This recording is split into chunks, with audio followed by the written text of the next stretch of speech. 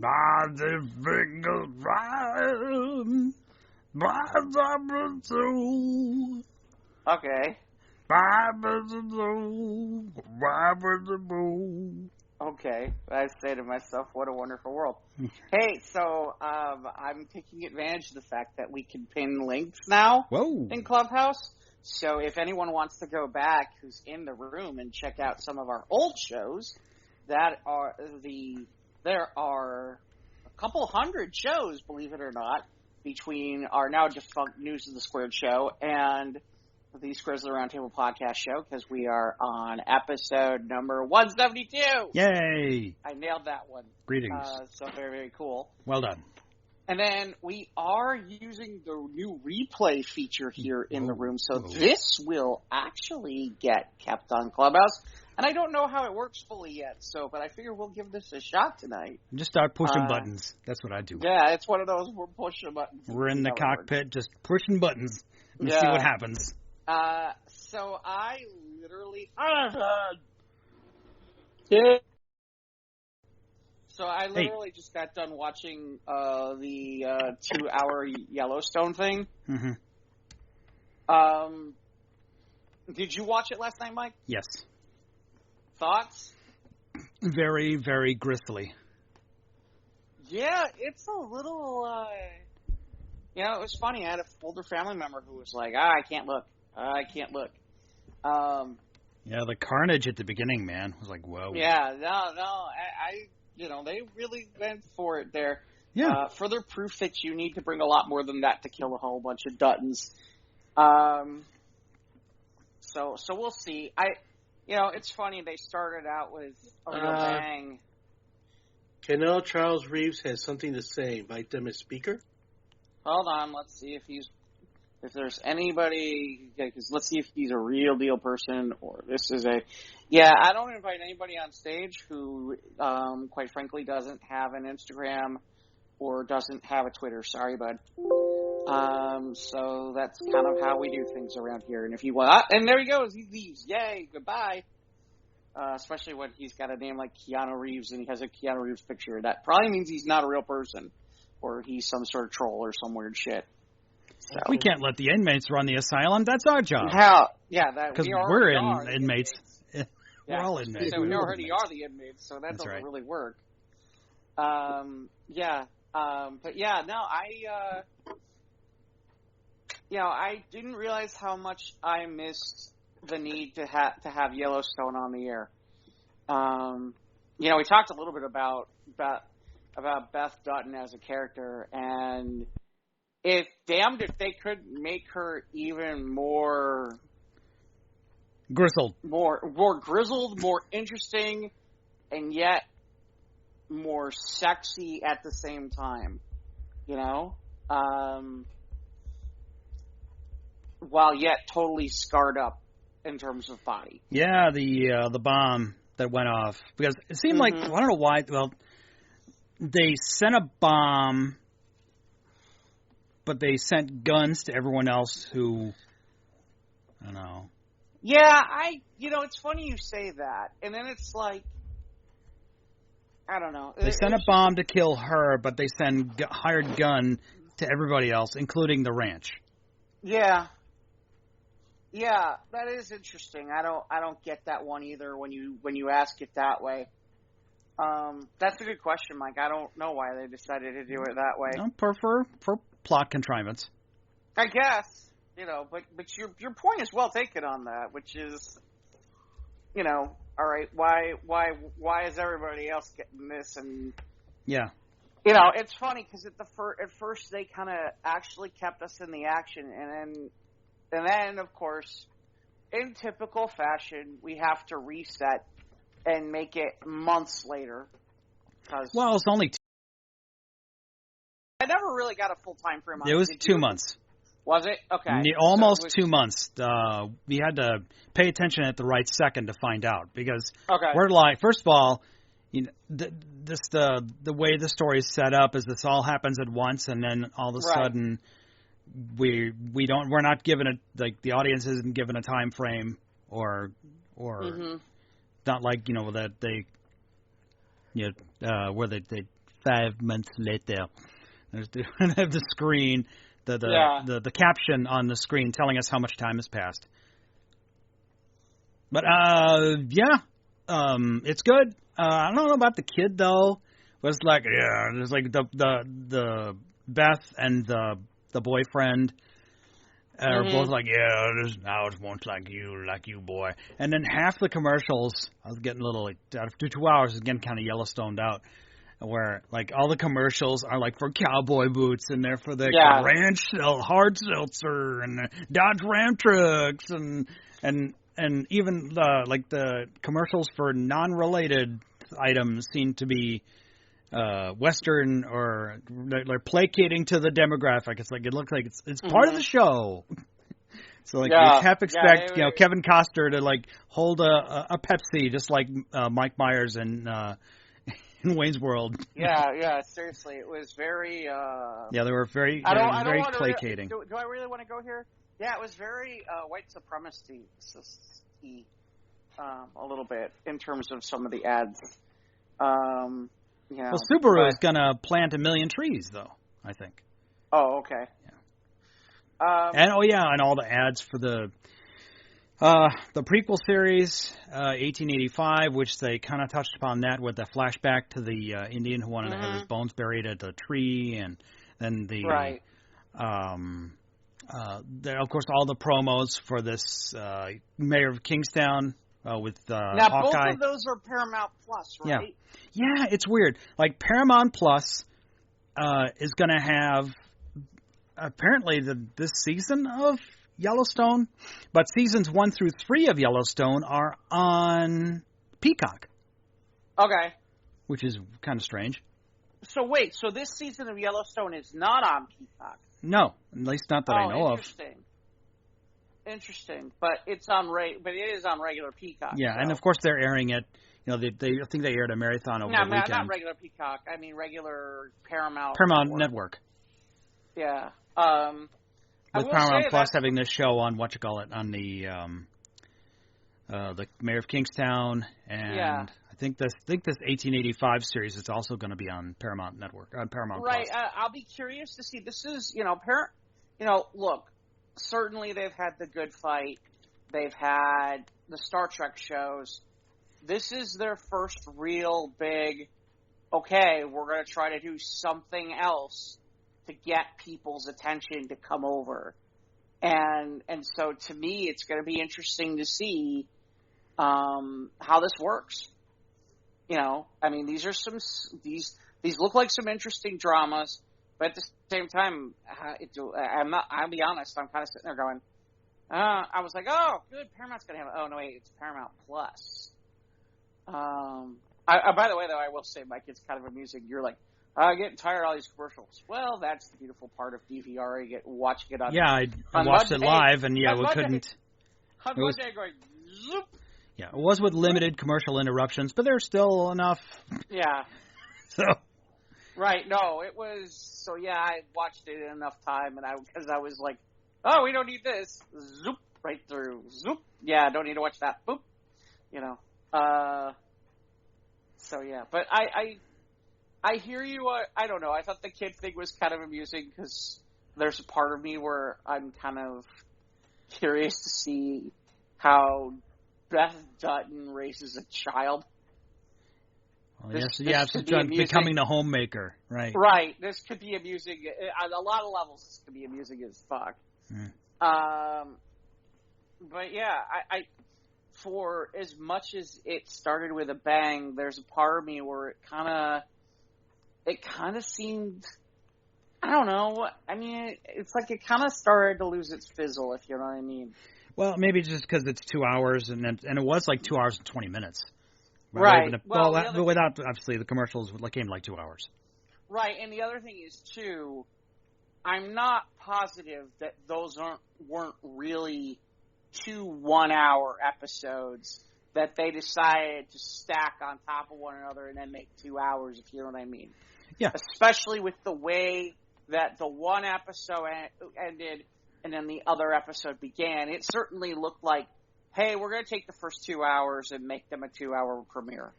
Yes, I think they started film that like season 3 ended before the pandemic. Yeah. And then we had to wait this long, almost a year and a half, almost 2 years for season 4. So right. So they gave it to us. This was an event, and they knew it. So yeah, well, and it's long enough that I couldn't remember what the hell happened with Jimmy. That I was sitting there going, "What? I can't remember." Yeah, what? And I had to remind a person in the room about he's going to face the head of the household. He's going to face Kevin Costner because he went back on his word. He got on the horse because of his shitbag girlfriend, who's all like, "You're not a man if you don't ride a horse." And he gets on the horse. He's in therapy.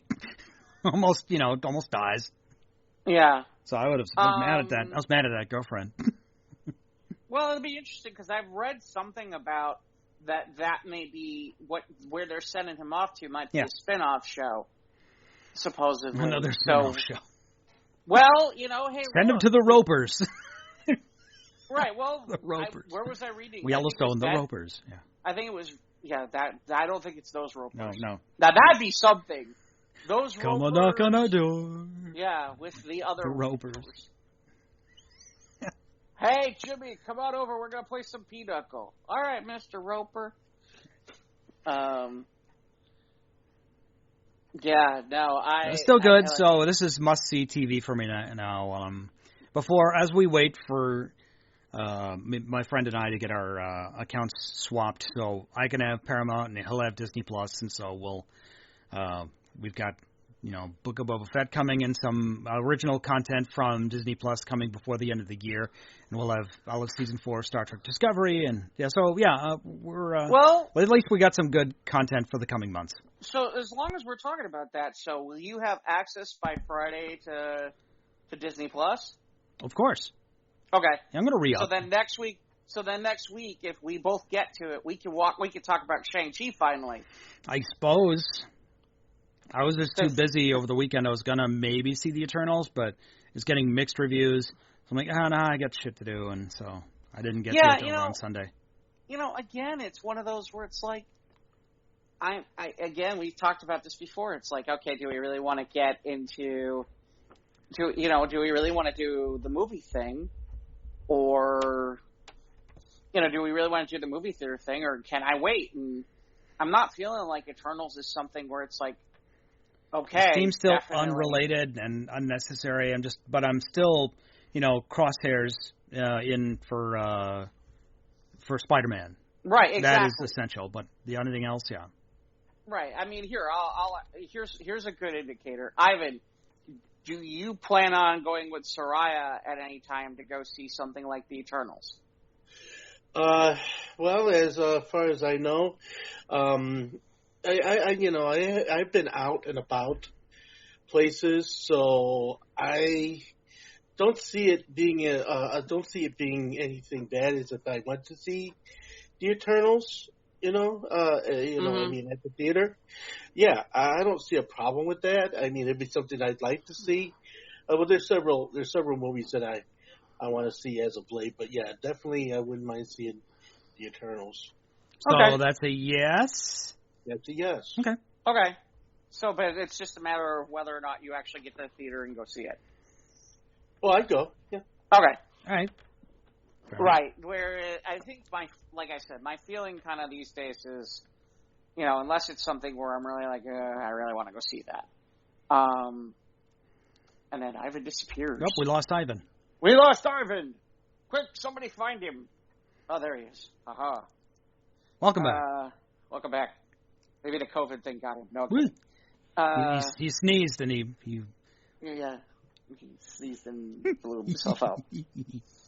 But, like I said, so, so in theory, Marvel, Disney Plus is going to have Shang-Chi over the weekend, so, in theory, we should be able to talk about it on the next show finally. Okay, well, got some preparations to do for the holidays here, so I'll try and find time to see Shang-Chi. I understand. Shang-Chi or Shang-Chi.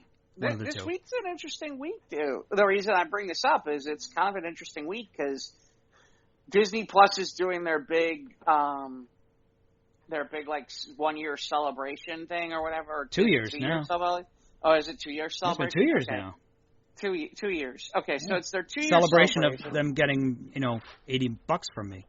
Right. So, but the point being, Shang-Chi's going to be available, and then Jungle Book's going to be available as of Friday. Yeah, the live-action Jungle Cruise. Okay. The live-action Jungle Book was good, actually. I haven't seen that, but so Jungle Cruise is going to be available on Friday, and then Shang-Chi, and then the other thing is that that Netflix movie's going to come out on Friday, the one with Gal Gadot. The Rock and Ryan Reynolds. Yeah. So what's that name? What's the name of that thing? Burn Notice? Red Notice. Okay, I was going to say Burn Notice. I don't know why. Yeah. Well, no, that guy's going to be on Law and Order. That guy's going to be on Law and Order. See, I wish that character it was him playing that character on Law and Order. That would be amusing. So it'd be like so he could do like one of those. When at the scene of a crime, one should do, one of those, Mm-hmm. that kind of thing. Although there's a part of me where it's like, it'd be great if like somehow the captain for that unit was now like Bruce Campbell. Oh yeah, did you hear about this Bruce Campbell movie that's coming called Black Friday? No. Yeah, I saw a trailer. It's like a zombie. It's like all these employees at this big department store, and they're waiting for Black Friday, and then the shoppers come in, and the chaos ensues, the shoppers start turning into the zombies. So... on Black Friday. Another kind of Evil Dead-ish type movie. Mm-hmm. Okay. Because Bruce knows, Bruce stays in his lane. He's not doing Yentl or anything. Well, yeah, but it is kind of funny. He's like, we're not doing any more Evil Dead movies. And you're telling me, it's like, I'm kind of like sitting here listening to like what you're talking about. I was like, sounds kind of like Evil Dead, Didn't like Bruce's character work at like a Walmart? Yeah, it was like that, Save Smart or whatever. Yeah, something like that. Yeah. So, no, like I said, it just kind of a crazy. We got, like I said, we got kind of an interesting week coming up. There's some stuff really starting to get available because we're getting into the holiday season and we're starting to see more content pop up from some of the streaming services because it seems like they really want to hit the holidays on a high note. So. Yeah, and Afterlife is coming this weekend. Or is it next weekend? No, next weekend. The 18th. That's right, the 18th. I think it's the 19th or something like that. It's the weekend. Yeah, it's the weekend before Thanksgiving. Right. Yeah. So, like I said, it seems like content is now on its way again. In terms of it seemed like some of the streamers kind of went into a lull on some of their really hot content. And it feels like they're all kind of like loading for bear, like coming like from Thanksgiving to like New Year's. Because it sounds like we're going to get a bunch of stuff. Not quite possibly. We'll see. It's interesting. We'll see how things gearing back up. Right. I mean, like I think The Expanse starts in December. Does when is Cobra Kai? Isn't Cobra Kai? Cobra Kai's New Year's. Oh, is it New Year's? Season 4 is Cobra Kai, Season 4. Okay. Right, so, I mean, it feels like they're dropping a lot of stuff, like... They've finally been able to start filming.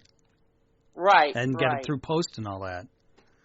Well, I don't know how... I mean, I think some of it's that, and I think then some of it's been, okay, we're going to hold release, if you know what I mean. And they're timing out releases, too, so... when are we going to get the most people? I wonder how much of this is, shows like The Expanse, shows like Cobra Kai. Let's be honest. How many people are really? I mean, there are people watching stuff in the summer and all that stuff like that. I mean, the Squid Games prove that. But let's be truthful. We're starting to get into the months where in a good part of the country, people ain't gonna go out. Right. They're not doing any family vacations in January. Well, right. We're starting to get to the point where it's like, it's cold outside. Fuck this. I'm staying in. So, unless you're Ivan and he's off to Mondo 80. Yeah, Ivan's. Yeah. So how have you been, Ivan? How was your DJ thingin'? Oh, my DJ gigs have been good. Was a very busy week this week. I was down at Chef Special on Thursday doing a Deep Soul Night, which was really good. I like doing that gig, by the way, Chef Special on Western. Great place. If you like a little above scale Asian food, and the bar is really neat and clean. It's a wonderful place, and it's my second time there, so it was a good night. Short hours, 9 to midnight.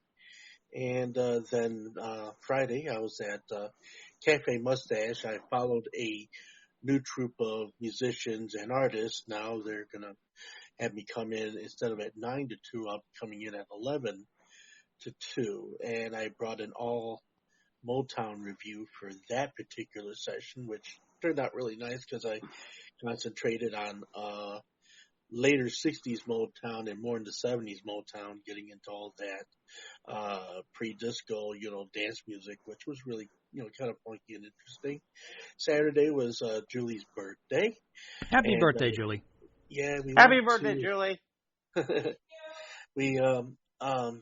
We went to La Villa, and we got to see our really good friend Hugo Elvis. He was performing that night, and we had gotten a cake from Roser's Bakery, our favorite bakery on North Avenue, and we had a yellow cake with half bananas, half strawberries, buttercream, and flowers. Really beautifully made. They do such wonderful work at Roser's. And then watching Hugo Elvis perform, doing all Elvis.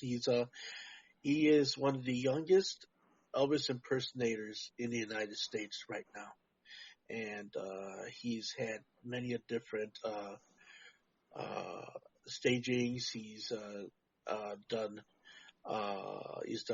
assisted living centers. He's done churches. He's done a great many performances, a lot of high profile performances. He competed in the Elvis Presley events in Las Vegas, which he came in the top 5, which that was wonderful news hearing from that. And so it was wonderful seeing Hugo Elvis again, and providing all the good food between Julie, myself, Soraya, and Grace, my other daughter.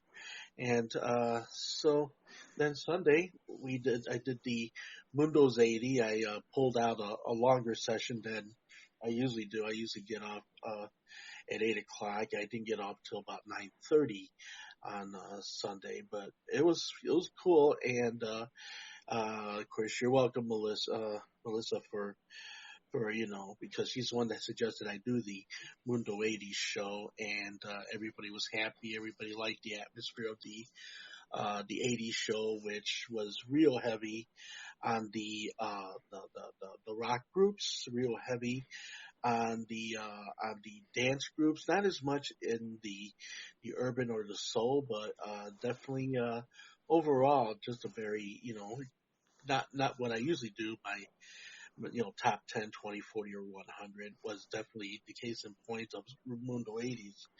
And so that was cool. And so that's what I did over the weekend. And now, just chilling here with you guys. All right. Cool. So it's good to see you're out and about now, finally. We've got you got your gigs lined up for the holidays. Are they coming through the end of the year? Are you booked? You're starting to get booked through the end of the year? Right now, I get them a month out. Okay. So, I do have another performance at Kohl's on the 14th. I'm thinking of turning that one into a deep swing rhythm blues set, kind of vacillating between, the 1930s and the 1960s, which, that would make for very interesting overall type of thing. And then it kind of concentrating on the Chicago element of that type of music, upon the audience. I've also have had invitations to some other clubs that I'm considering as well. So we'll see how everything works out, and trying to, stay one step ahead. We do have an apartment in the pipeline, so I'm keeping it to the universe, in order for everything to come out right this time out. And I'm hoping, by the holidays to be actually in the new house. I'm hoping. So I'm going to keep that right there and, front and center in the hopes that that comes up. And other than that, family's doing great. Everybody is, that I know, of my friends, in the service industry, my friends, running the bars and the clubs and such. Everybody seems to be doing the big hang. It's wonderful to be out and, the people you haven't seen in almost 2 years, and they got their hands outstretched, and there's hugs and there's whispers of affection. There's wonderful things going on. Being a part of that world again. Yeah, for a while there, I was a little concerned, and I was a little afraid. But you can't live in the fear of it, because what's going to happen is going to happen regardless of how the rest of it turns out. So I could go ahead and fear my life and not do anything, or put the fear behind me and just do everything. I prefer to do the latter. So. And it's been good, and it's been good, and my mental health on it has been, has been comfortable, to say that. All right, cool. As far as that's concerned, because we live in these times where mental illness is not it's not the taboo it once used to be, but in many ways it still is to talk about it. And, people are afraid because they're afraid to be stigmatized by that, with mental illness, being afraid to bring it out for fear it's going to change people's minds. It's kind of like the way I used to feel when I'm, telling people I was autistic, and, then right away, you tell people you're autistic, and then all of a sudden your whole value changes. It's the same with mental illness. You tell people you're depressed or you're going through situations, and then, all of a sudden, everybody fumbles for some kind of an answer, most of which are wrong. But at the same time, it's been a lot, but at the same time, having put my faith in all things within the framework of the universe and in myself, and of course having the good fortune of good friends and family around me and about me, I get through, and I thank everybody for that, and I'm humbled by that. Everybody's been so kind. I mean, the people at Stern Pinball, they treated me like royalty when I did the gig for the Halloween holiday, and so it's been wonderful. So, I'm doing good. And then just been doing the thing during the week, the Russo days, Country Western Monday, they see as of this recording, but on a Tuesday, going to be doing, just rock music of the 1960s. Wednesday is Mellow Motown, where we play all the mellow. The mid to the not just the mellow, but just like all the ballad stuff, but then like all the mid tempo Motown music, because all of the other Motown speeds have been represented within the catalog. So I tend to gravitate towards the B sides, the rare cuts, the seldom heards. In fact, I had a very interesting conversation with my friend PJ Willis just tonight, before I came on the air, and we got to talking about the whole Motown and how the whole franchise, of Berry Gordy.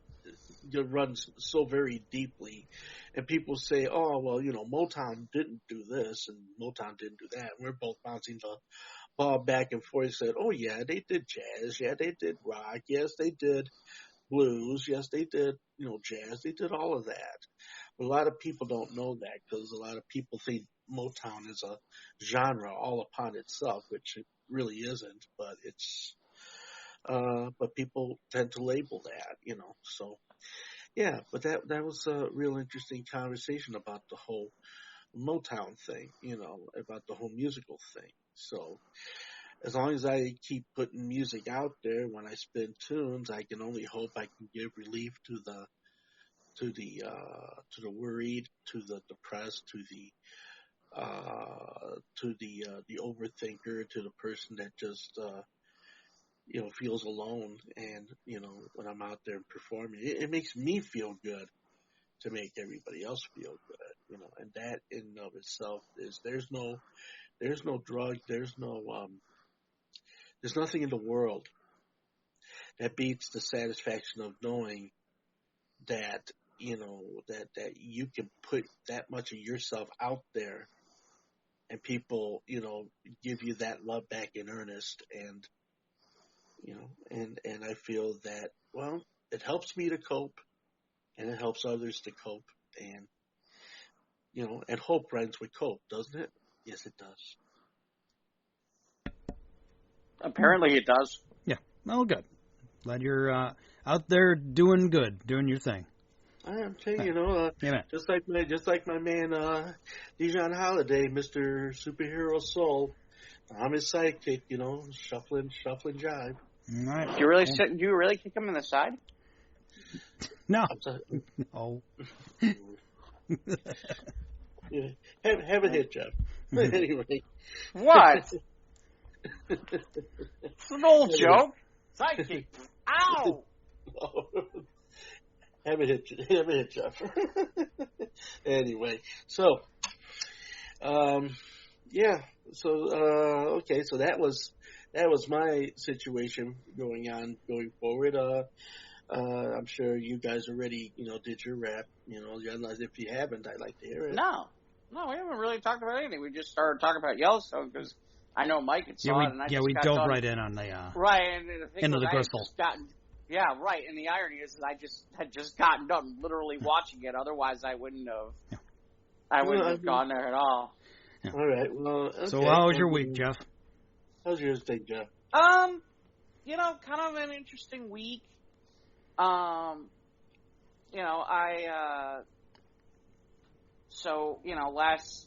the time this airs on Sunday night, we had a big event where we had one of the best speech coaches in the world come in, and we had about 200 people who signed up. I think at one point we maxed out at about 88 people in that showed up. So I hope it helps out the group, and it's always worthwhile to hear and listen. And then that evening on Sunday night, we did I never say this right. The penultimate episode of season 1 Sunday Night Stories was on Sunday night, and I had 2 people who are really great storytellers, and it gave me and since we only had 2, it gave me an opportunity to tell a story as well. And I'm kind of laughing because this new replay thing just happened this morning, and I'm like sitting here going, "Damn, I really wish that had happened yesterday because that was some good content yesterday that would have been able to be kept." But yeah, so I this week is the final episode of Sunday Night Stories for season 1, and I think, and it's funny, I'm definitely going to tell a story this week. Although ironically, I kind of used what I was going to use next week, so I'm better figure this one out. Kind of looking forward to taking a little bit of a break and refiguring some things out because I've been doing that show every week consecutively since late March. And, unlike Squares of the Round Table where, we kind of show up and we do our thing, and if people come into the room, great. If nobody comes into the room, we don't care. We're going to keep doing our thing. That was Sunday Night Stories was a lot more of a curated show. So it was kind of, I had to go find people. And for a while it was working really, really well. But after a while it just became, I got to find all these people. And it's just, it'll be back. I think it's going to be reworked, and we're going to look at how we change it in format. But it'll be back, and I've got a couple ideas for some other things that we're going to do in the meantime during the holiday season around that same time frame, which is that 10:30 Eastern, 9:30 Central time frame in terms of some other things. And it'll open up some opportunities to do, maybe a couple other rooms here or there on different days and different times.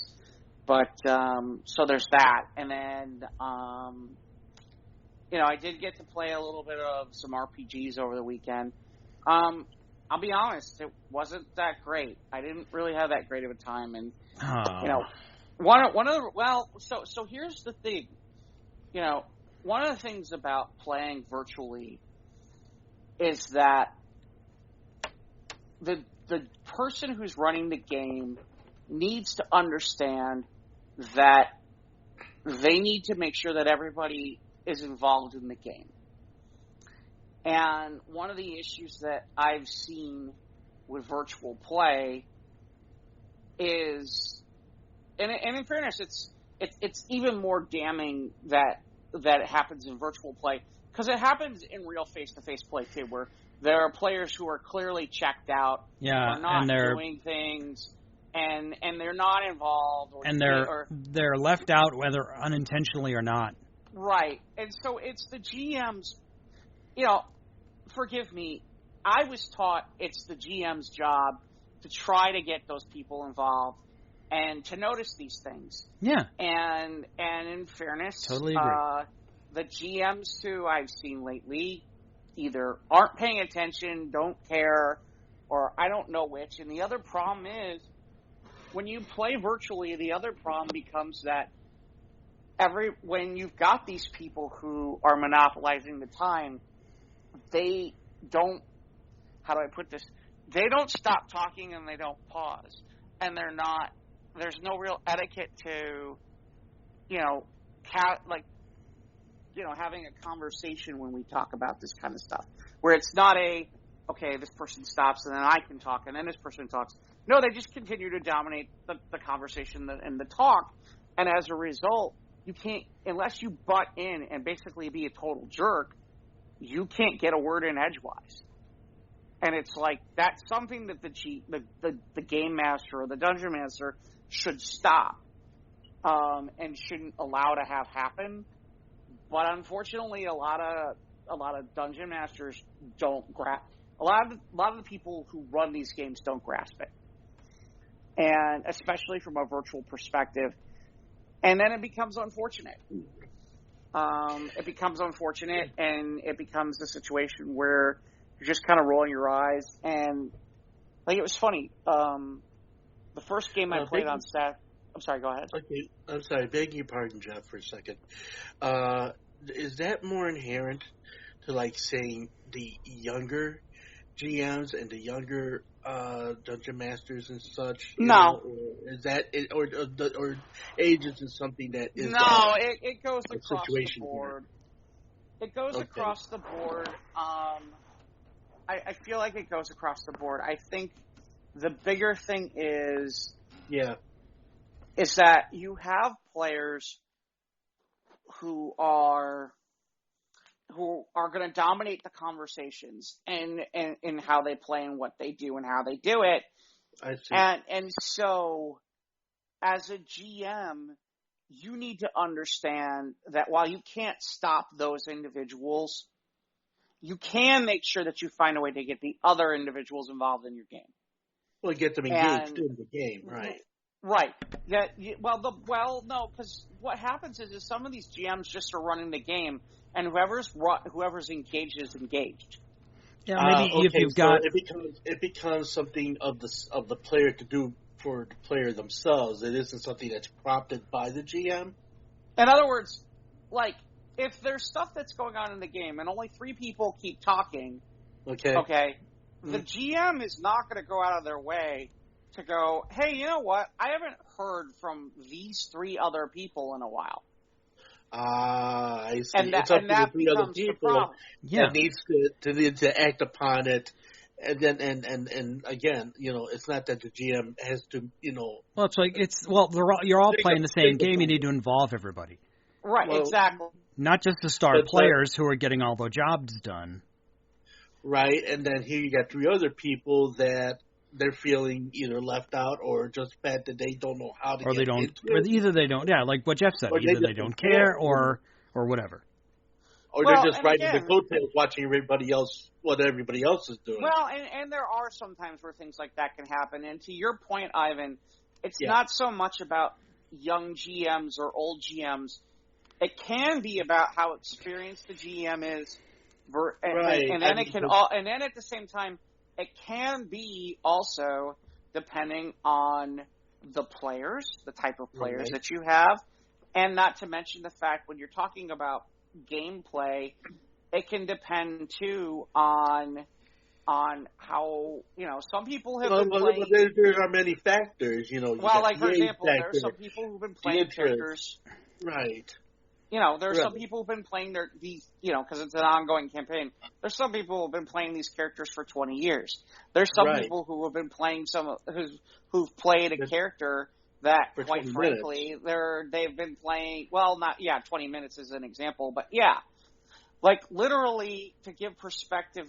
And I'm just going to use this from a D&D perspective.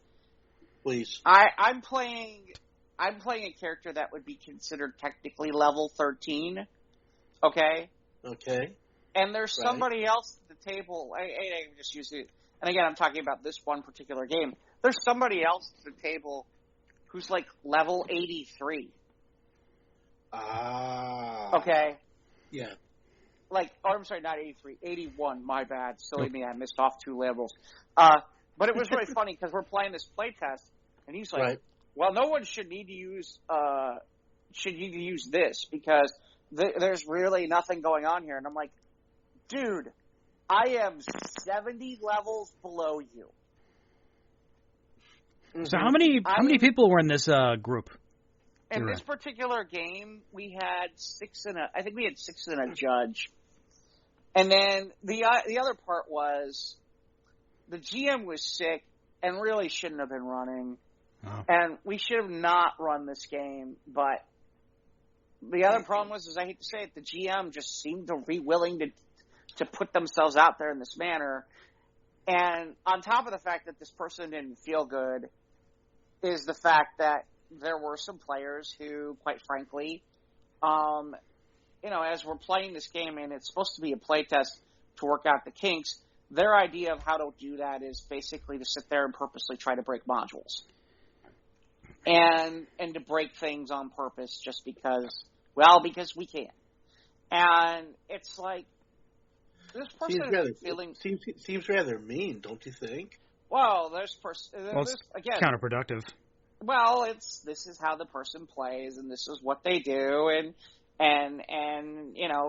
again, this becomes some of the politics in it.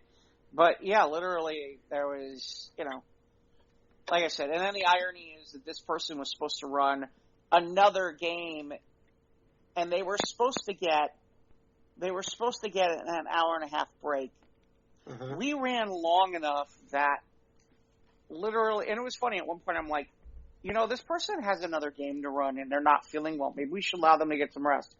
And one of the people's like, well, I'm not really done with my notes for the module. And I'm like, okay, I'm leaving before I say something that basically I'm gonna ream this person a new asshole. But literally, when we went to go play the next game and she's supposed to run it, we're like, did you get any time to rest? She's like, oh, she was like, oh, they didn't stop talking or leaving, and we didn't get done until like 20 minutes until it was time to run this game. And I'm like, that's ridiculous. Yeah, this person isn't feeling not being respectful. No, that's just not right. That's too bad, man. That's too bad. Well, and then the amusing part is the late game was a game that I played before, and I was going to have to play my third character, who I rarely play. Mm-hmm.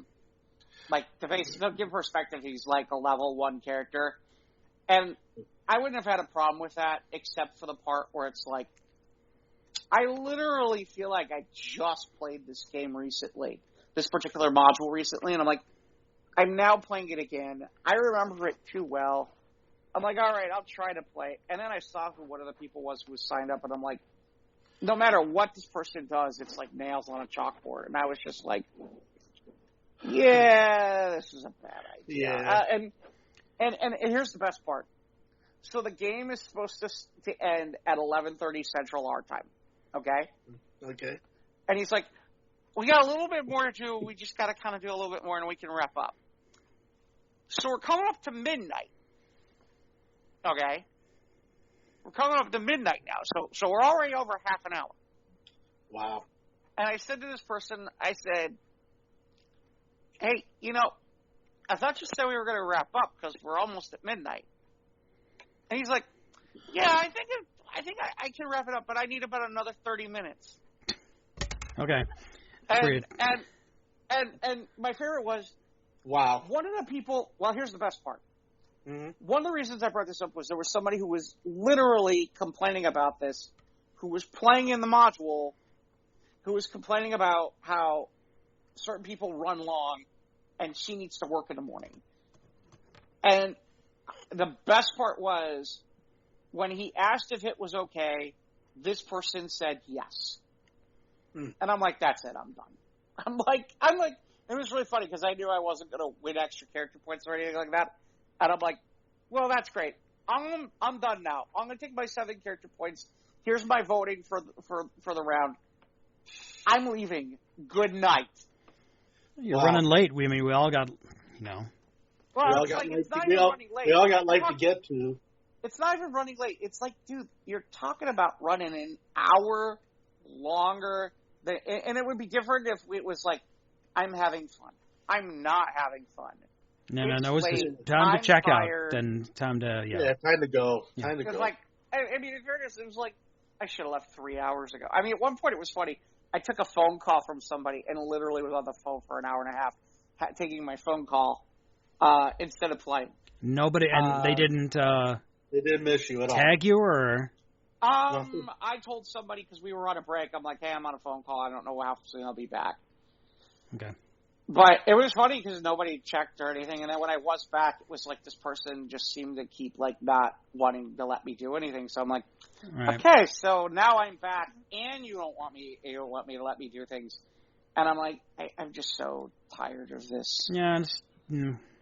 I said, it happens once in a while when, when you're playing in larger group settings where it's not okay.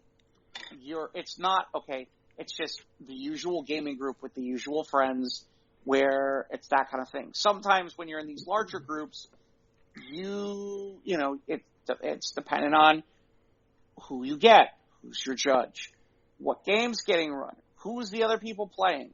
And that was the other part that was amusing was I almost got them to possibly change the game that night because I was like, well, maybe we can run something else. And it was so funny because the one person was like, oh, yeah, I could probably run something else. I think I got a couple of things.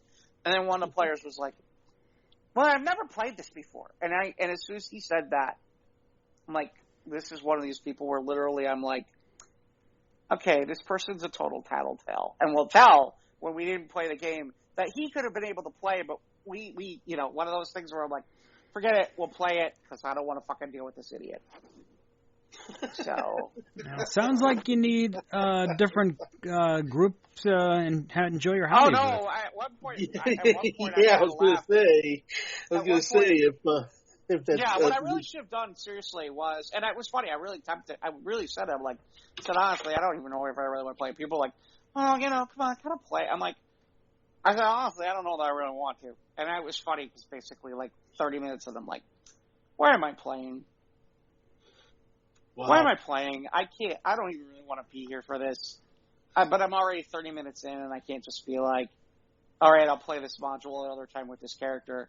I'm already kind of pot committed, if you know what I mean. So I'm like, all right. And it was really funny because at one point, my one thought, I popped a private note to somebody else, one of the few people at the table who I actually like. I'm like, I think I figured out what I'm going to do today, which is I'm going to kill that person's character. Which is a big, gigantic no-no. But I'm like literally thinking about it. I'm like, I think I'll just kill that person's character, and I just don't care. Just like that. Yeah. Well, this person literally annoys the ever-living shit out of me, and like seriously. I mean, my favorite. Fostering such thought, right? Well, and it's funny because I'm playing a really, really low power character. So there's like certain things where it's like I have to put up with him. Whereas when I'm playing some of my higher level, like my mid-level character, sometimes I could sit there and be like, dude, shut the fuck up. Just shut up. When I'm playing my high-level character, if I ever get stuck with him, like, you don't know what you're talking about. You go back to your corner and shut the fuck up.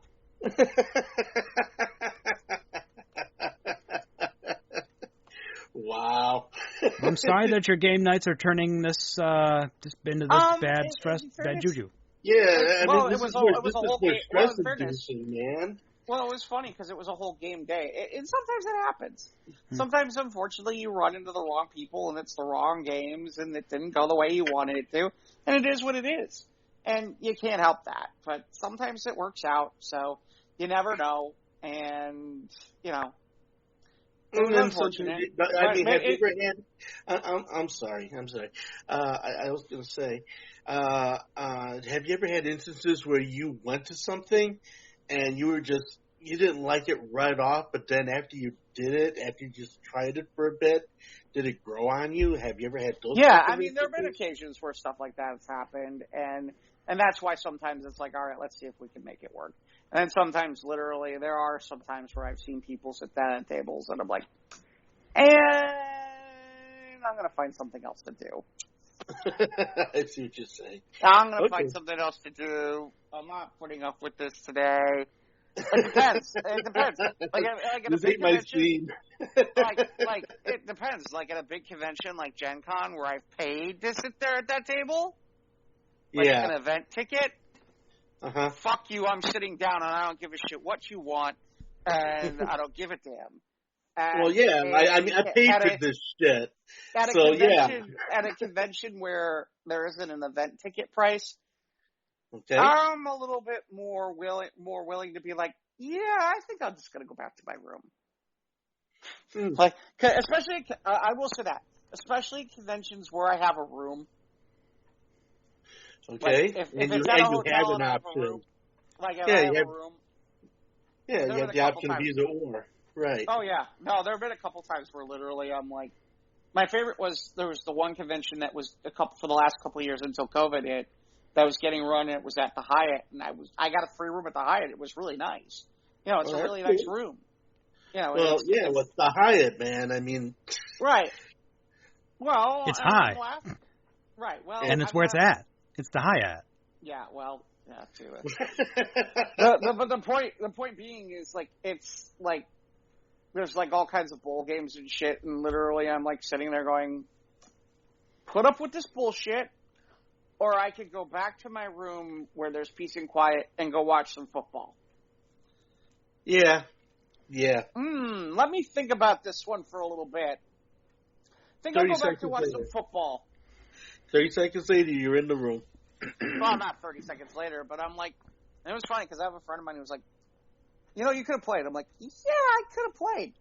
You know what? I was really happy just to, like, not have to play and just hang out here and get and just get some rest and be good. And now I'm happy to come back and play and not have to deal with annoying people. So, but yeah, like I said, I hadn't played in a while, so I was like, all right, I'm going to try to play. And sometimes it works. Sometimes it's very almond joys got nuts, mounds don't. You know, it's that kind of thing. So yeah, so I did do some on Saturday night.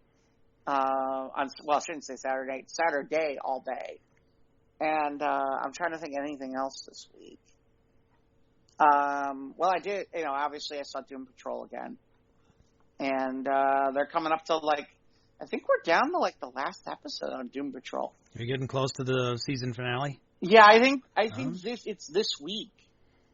I think this is the last Doom Patrol of the season. I could be wrong. I'm trying to remember. I take it back. It is. This is the last week of Doom This Patrol. week is the season finale? Oh, good. It's the season finale for season 4. And Young Justice is still good? Young Justice was interesting. They finally went away from the Mars plot, and we got a whole thing with the Harper family and Cheshire, and the way things are looking, it's looking like the major death from last episode is gonna stick, which is damn shocking and impressive, but we'll see. And again, I don't want to spoil who it is in case one of you guys want to go watch it, unless one of you guys wants me to do that. No spoilers. Okay. Like I said, I was a little surprised about the fact that so far it looks like that character's staying dead. Interesting. And I'm trying to think of anything else. I did catch Succession again. That show is so fucked. It is crazy, but it's an interesting show, and I guess Adrian Brody is coming in and doing a guest spot. But it is one of HBO's better dramas, and a lot of fun. So, but yeah, that was kind of my week, and I know that upcoming this week I've got a contest on Thursday night. So we'll see where that goes, and then like I said, we've got the storytelling show on the final season episode on Sunday night. I will say I'd love to get your guys' take on this. So I'm thinking about taking a couple weeks off, and then the night of that Sunday on Thanksgiving night, I'm thinking about kind of doing a room where people can come tell their stories. I want to call it holiday stories, ho ho ho, or ho humbug. Home for the holidays, or ho humbug. Any story you want, any holiday story you want to tell, one way or the other. The good, the bad, the sexy, the ugly. You know what I mean? That'd be something I'd visit. Yeah, a sexy holiday story. No, or the art of disgusting, or anything you can. Was that one line from George Carlin? It says, "You ever realize you never seem to get laid much on Thanksgiving." It's probably because all the coats are on the bed. Yeah. That's not okay. Okay. That's so probably, yeah. So holiday themed stories. There you go. I don't know if I buy that as a rationale for not getting laid on Thanksgiving. Being overstuffed with food. Yeah, food coma. Yeah. Food coma. Yeah, put me from food coma. Yeah, then sex is the furthest thing from your mind, man. Well, depends on who you're dealing with, and if your family's from Kentucky, then sexual. Yeah, keeping it in the family. No, not my idea. Well, that's the other thing. It's like, okay. Right, it's like, all right. There we go, yeah, deliverance shit. Getting some on Thanksgiving. With who? Unless you're bringing a date. Unless you're bringing a date, or like your family does some sort of swap meet shit.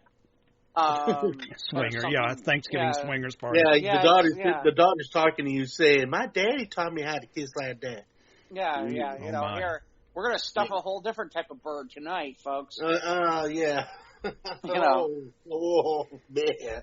Right, the Calendar Girl theme from Deadpool. Happy Thanksgiving. Yeah, seriously. That's what I mean. It's like, what exactly are you expecting out of Thanksgiving holiday? Where it's food fetish.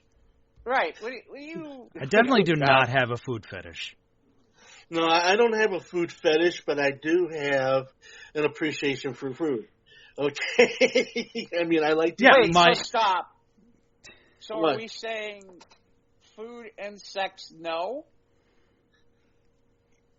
No. If I've eaten a lot of food, I can't get sexy after, I've eaten a whole lot of food. Oh, you mean that way. But, like, food during sex, are we talking no? No food play during sex? No. No, I don't think really? so. No. None?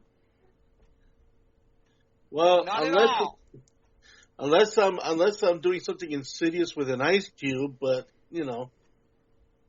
I'll go on full 9.5 weeks with the ice cube. Okay. The ice cube. I don't know about the ice. See, ice have you done the ice cube? No. But ice hardly qualifies as food. Does whipped cream qualify as food? It does go into a drink. But it's just water. Are we counting whipped cream as food?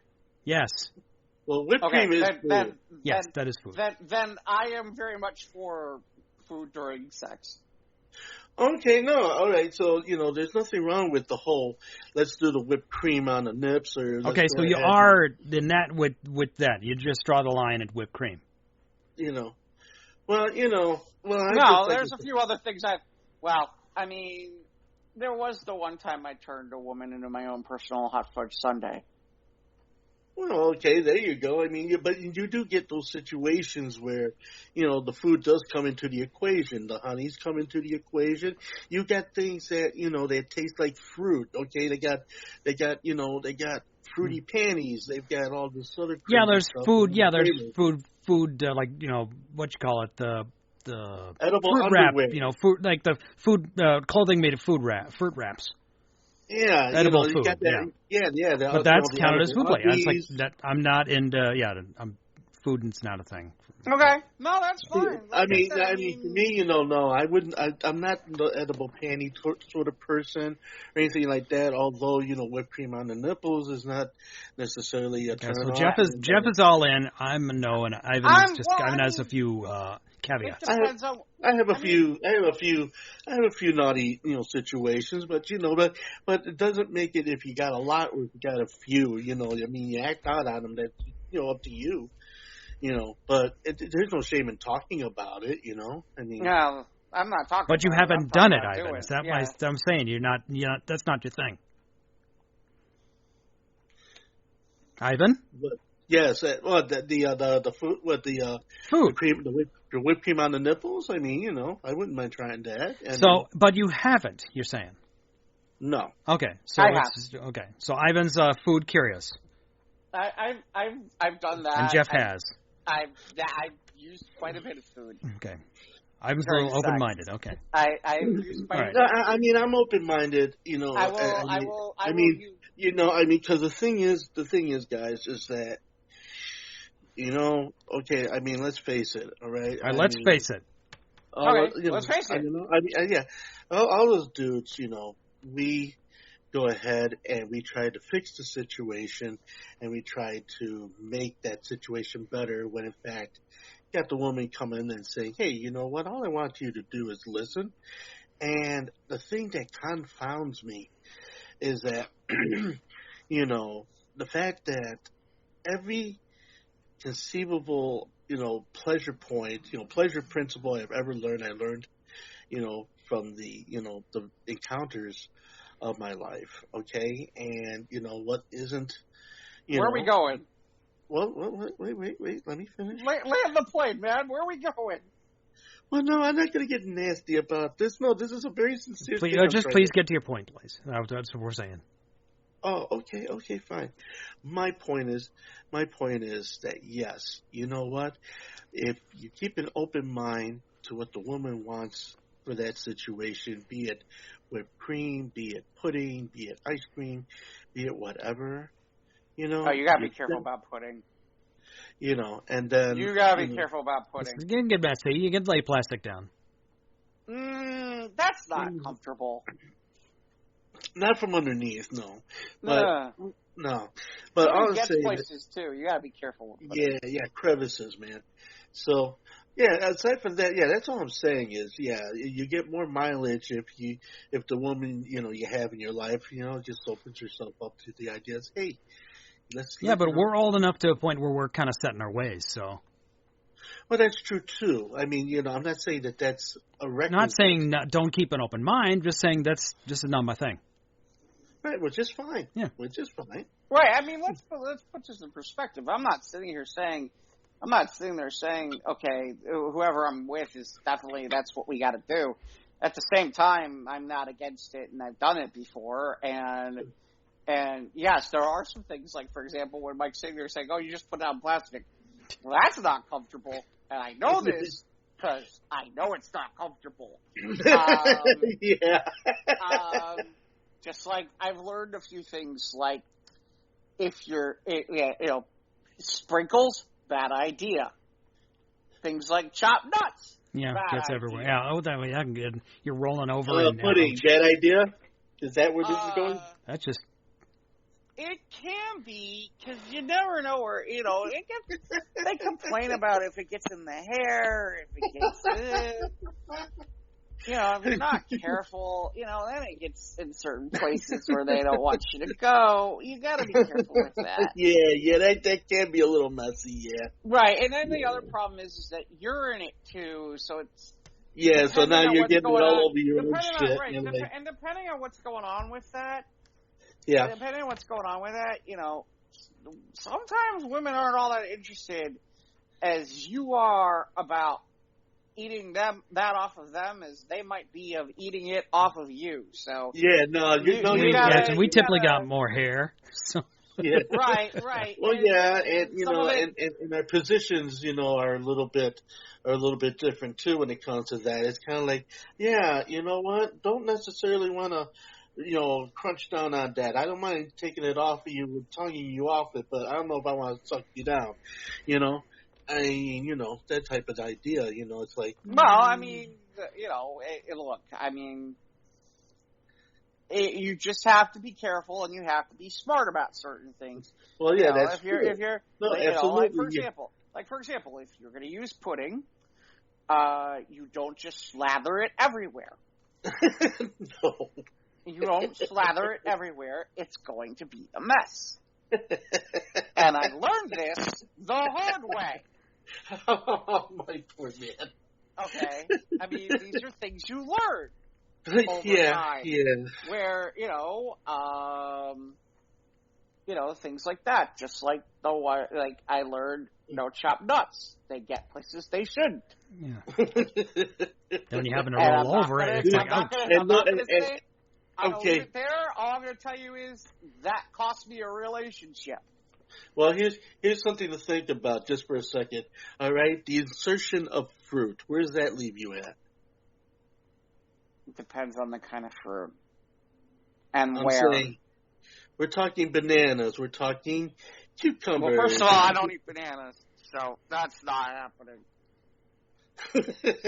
I don't eat bananas. You know where I'm going with this, right? It's kind of like, because you do got those occasions where, some women, they just like doing the fruit, or they like doing the sausages. They like doing things like this.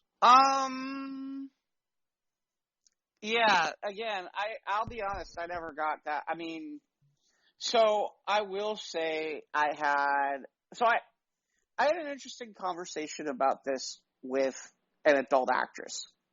Okay.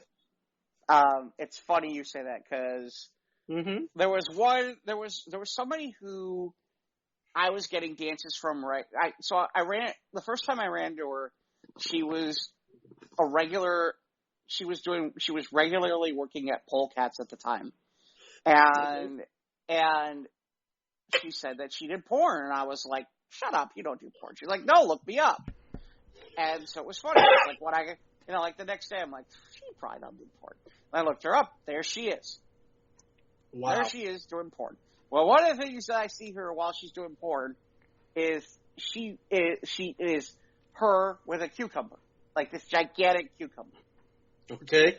And it was really kind of funny because about a month or two later, we're back at Polecats, and I happened to see her, and I must have made an impression because she comes running up and pretty much jumps in my lap, which everybody else was like, okay, that was interesting. And we're just talking in general, and I said, and she's like, so did you look me up? I'm like, yeah. I'm like, cucumber, really? And she's like, yeah. And she gives me a look, I'm like, that doesn't look good. She's like, I will give you this tip. If you ever decide to do that with a woman and play with use that as like vegetable play or stuff like that, don't leave it in the refrigerator before you bring it out. It's cold. It's cold, yeah. And she said, I couldn't stop laughing. And I looked at her like, oh. And she's like, yeah. And I'm like, oh my God, sorry. She's like, well, yeah, it's freaking freezing, and then you put it It kind of gives new meaning to the word cold-cock. Yeah, literally. You cold-cocked it with the cucumber. Cold-cock herself. Yeah, well, like I said, that's why I figured I'd mention this, where it's like, I literally had this conversation. You know, it's like, no, I haven't used sausages or cucumbers or anything like that. But I know someone who has, and I had the conversation. Yeah. And so I thought this would be kind of an amusing story, which was, so it's funny because it's like, no, I did have. They left it in the refrigerator like the entire time, and then brought it out and basically brought it to her, and then she went to it. And she's like, ah! Oh my God! Trying to wrap her hot self around this cold ass cucumber. Oh my God! That had to be horrendous. Oh my God! Oh my God! That you mean? Well, that obviously must have been her first time because. Yeah. First time doing that. Because you think you'd learn your lesson, let it assume room temperature. Well, yeah. I did have a friend. I did have a friend of a friend who, for some weird reason, they were spending the night together, and she comes back, and she's telling me about, you know what, my friend, was all horny, and so she figured she wanted to do this banana. And I says, well, what's the problem with that? And she goes, well, unfortunately, she ended up having to go into emergency because she broke it off in her. Yeah. And I'm just like, yeah. So. Yeah. No, you got, like I said, you got to tread cautiously with fruit. Fruits are sensuous. We are sexual. Remember that conversation, Mrs. Wormer? I don't know about Mrs. Wormer, but from Animal House. From Animal House. Oh, okay. Reminds me. Friend of mine posted an old commercial from like the Space 1999 toy. Mm-hmm. Yeah, Ivan, our buddy Matt. He got. Okay. And he's all into. He was from that era, from like Space 1999, and it was the voiceover for the commercial was the guy who played Dean Wormer. Nice. Wow. Like, fat, drunk, and stupid. There's no way to go through life, son. Wow, that's cool. That is cool. Man. I mean, the guy's voice. It's like, I think he played Falcone in the Batman animated series. Yeah, the very distinctive voice, Yeah. He was in a bunch of other stuff. Yeah, he's done a lot of all the roles, yeah. Wow, that's cool.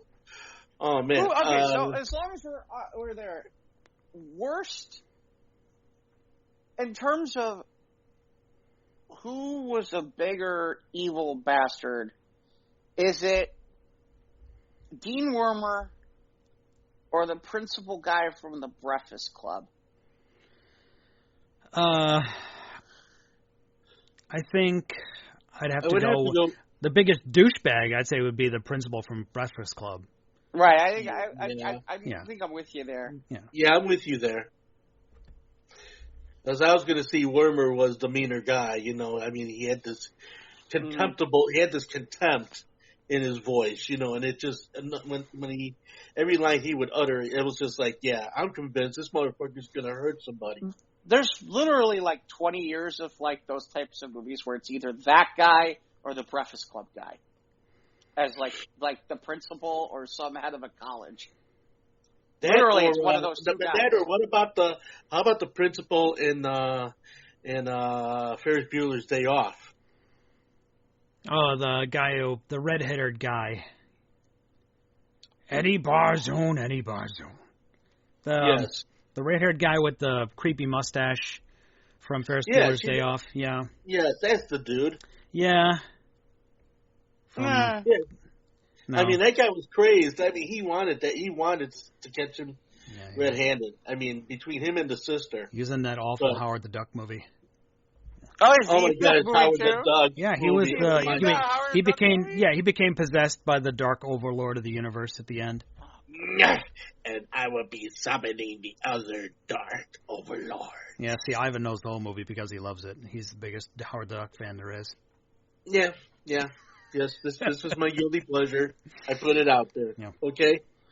Yeah, I'm still pretty convinced that at some point,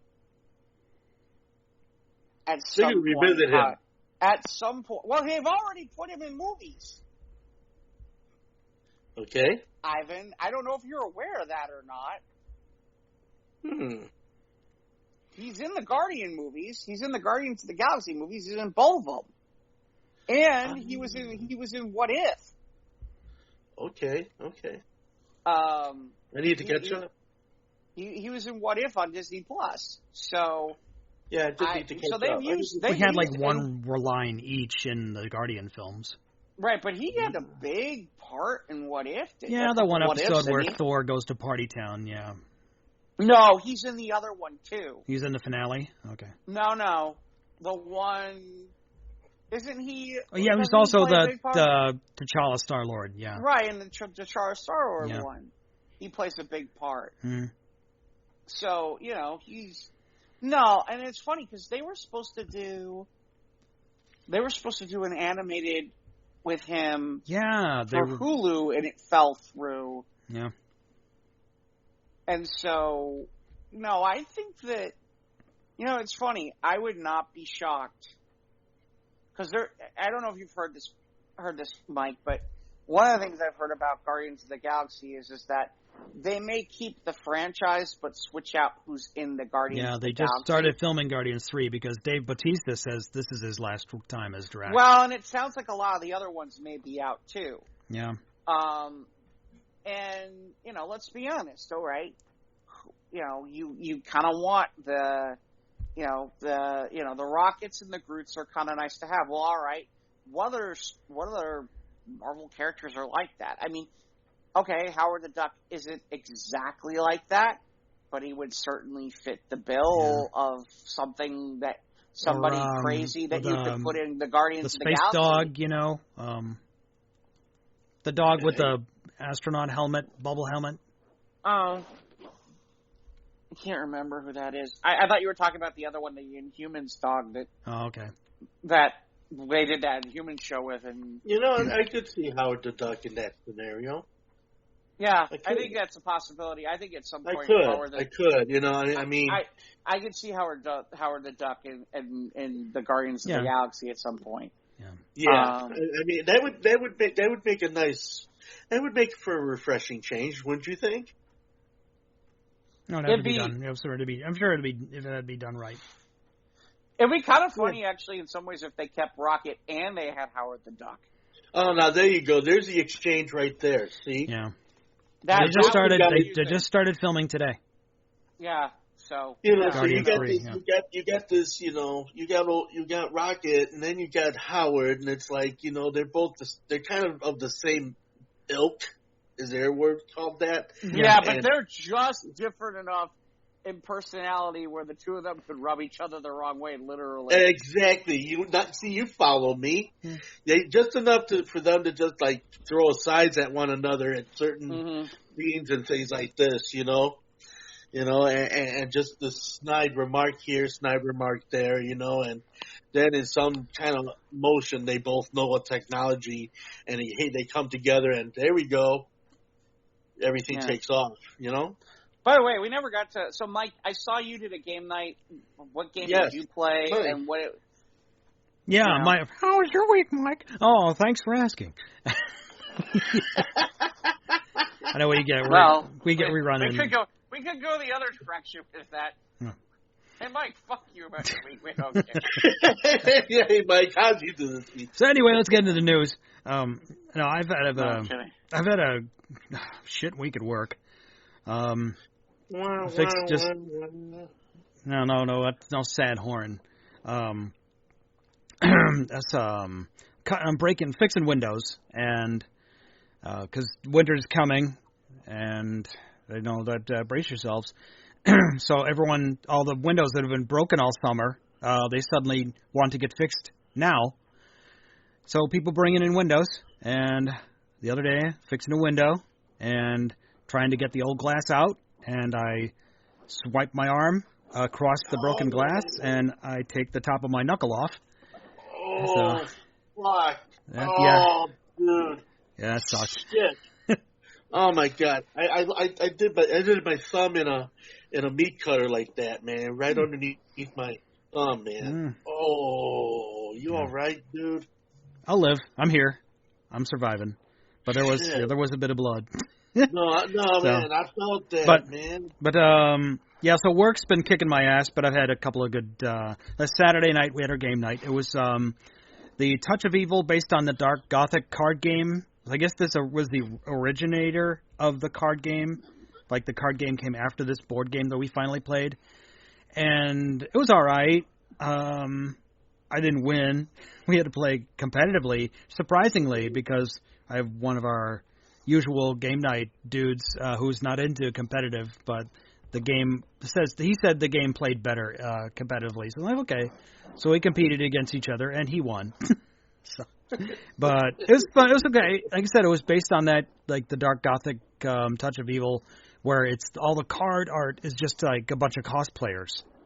But it was still interesting, still fantasy based. So I did that Saturday. Watched this on Discovery Channel or History Channel. Had the same company that did the toys that made us and the movies that made us. They did this. They're doing this 10-part Star Trek retrospect for the 55th anniversary.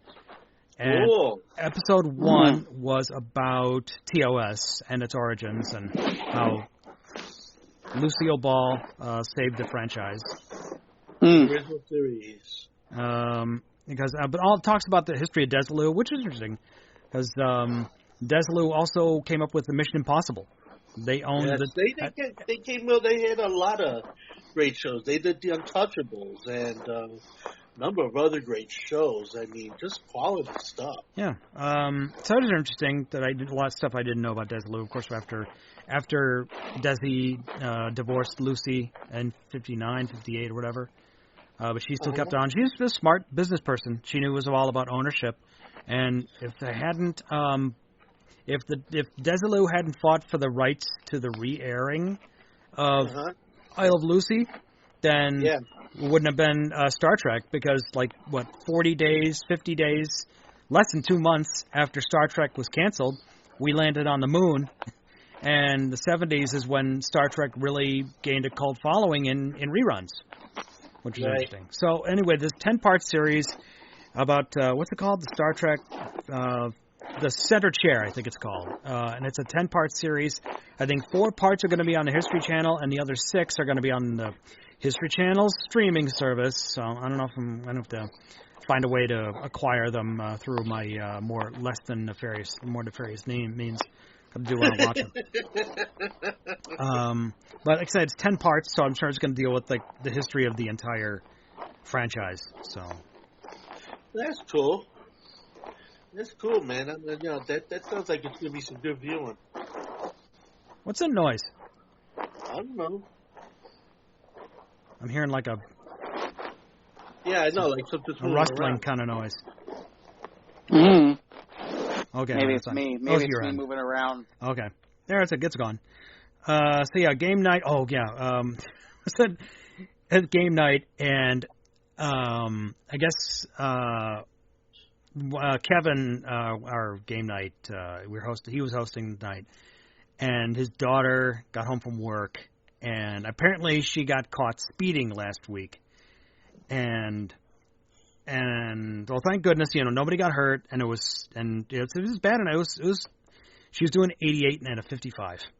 Oh my goodness! And yeah, of course, the mother is furious, and I told Kevin, I said, Kevin, it's a terrible thing that happened. Hope she learned her lesson. I'm glad nobody got hurt, but please tell me somebody made a Back to the Future joke.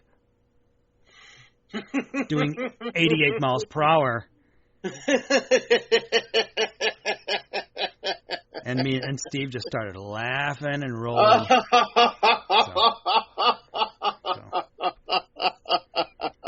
Kevin didn't think it was that funny. Right on time, man. That's amazing. They're like, was she playing Huey Lewis in the car when she hit the 80? Great Scott!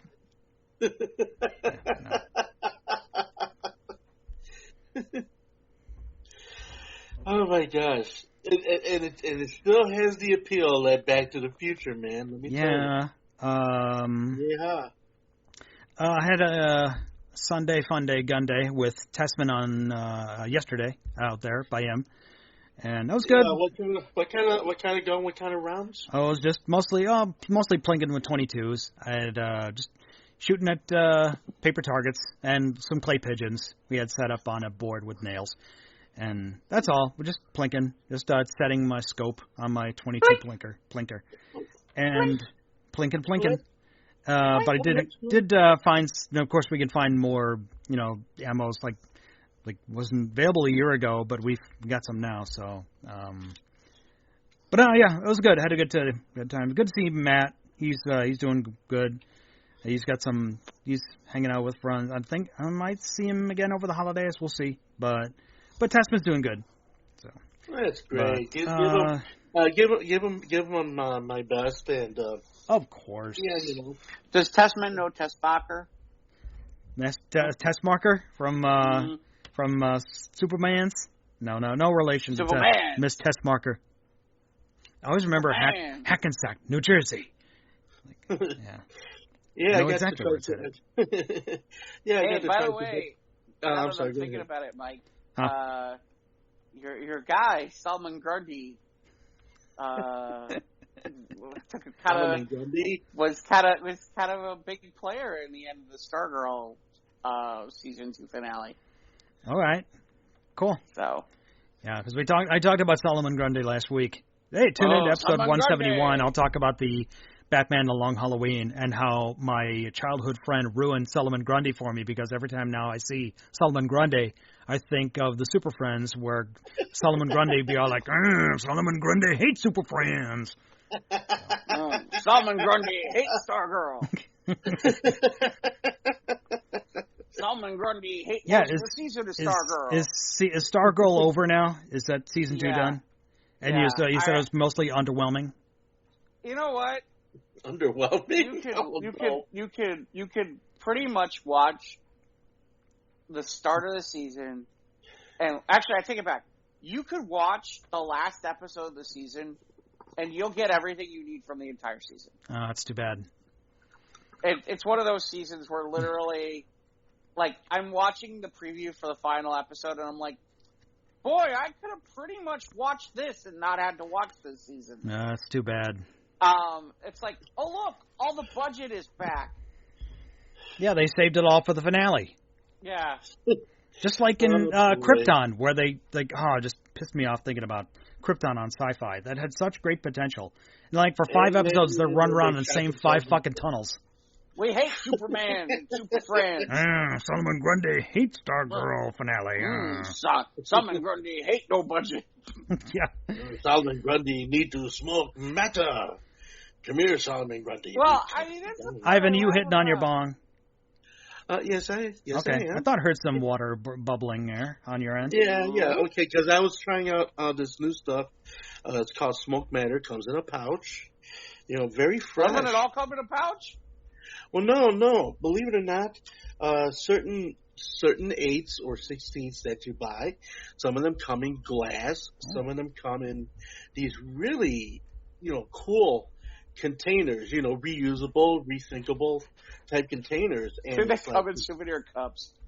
Well, believe it or not, I got my nugs sitting in my ozone, because when I got ozone, I got the 8th. Wait, did you just say you're nuts? Nugs. Oh, nugs. Jesus. Nugs. Ivan's weed du jour. No, nugs. Okay, no. You want to talk about nuts? Here's a side note. I was on Farco Book, and I saw an ad, for canned nuts, and the icon looks like a little fox or a little cat, and he's showing his nuts. And the packaging reads MU, like Mew nuts. Now, Mew translated into English means numbing. So basically, the product reads numb nuts. Nice. Just like the camel spokesperson looks like a dick and balls, Trying to get into that suggestive advertising. Yeah, so I saw that and I was just like, what the fuck? And I was just like, okay. Hey, I want to get a jar of numb nuts, please. Here's so anyway, yeah, here's a cucumber that'll take care of the problem. Yeah, really. So yeah, the smoke matter that I got, nice pouch, clean, very, very enjoyable, very fluid, not hard on the throat either. It's very nice. And that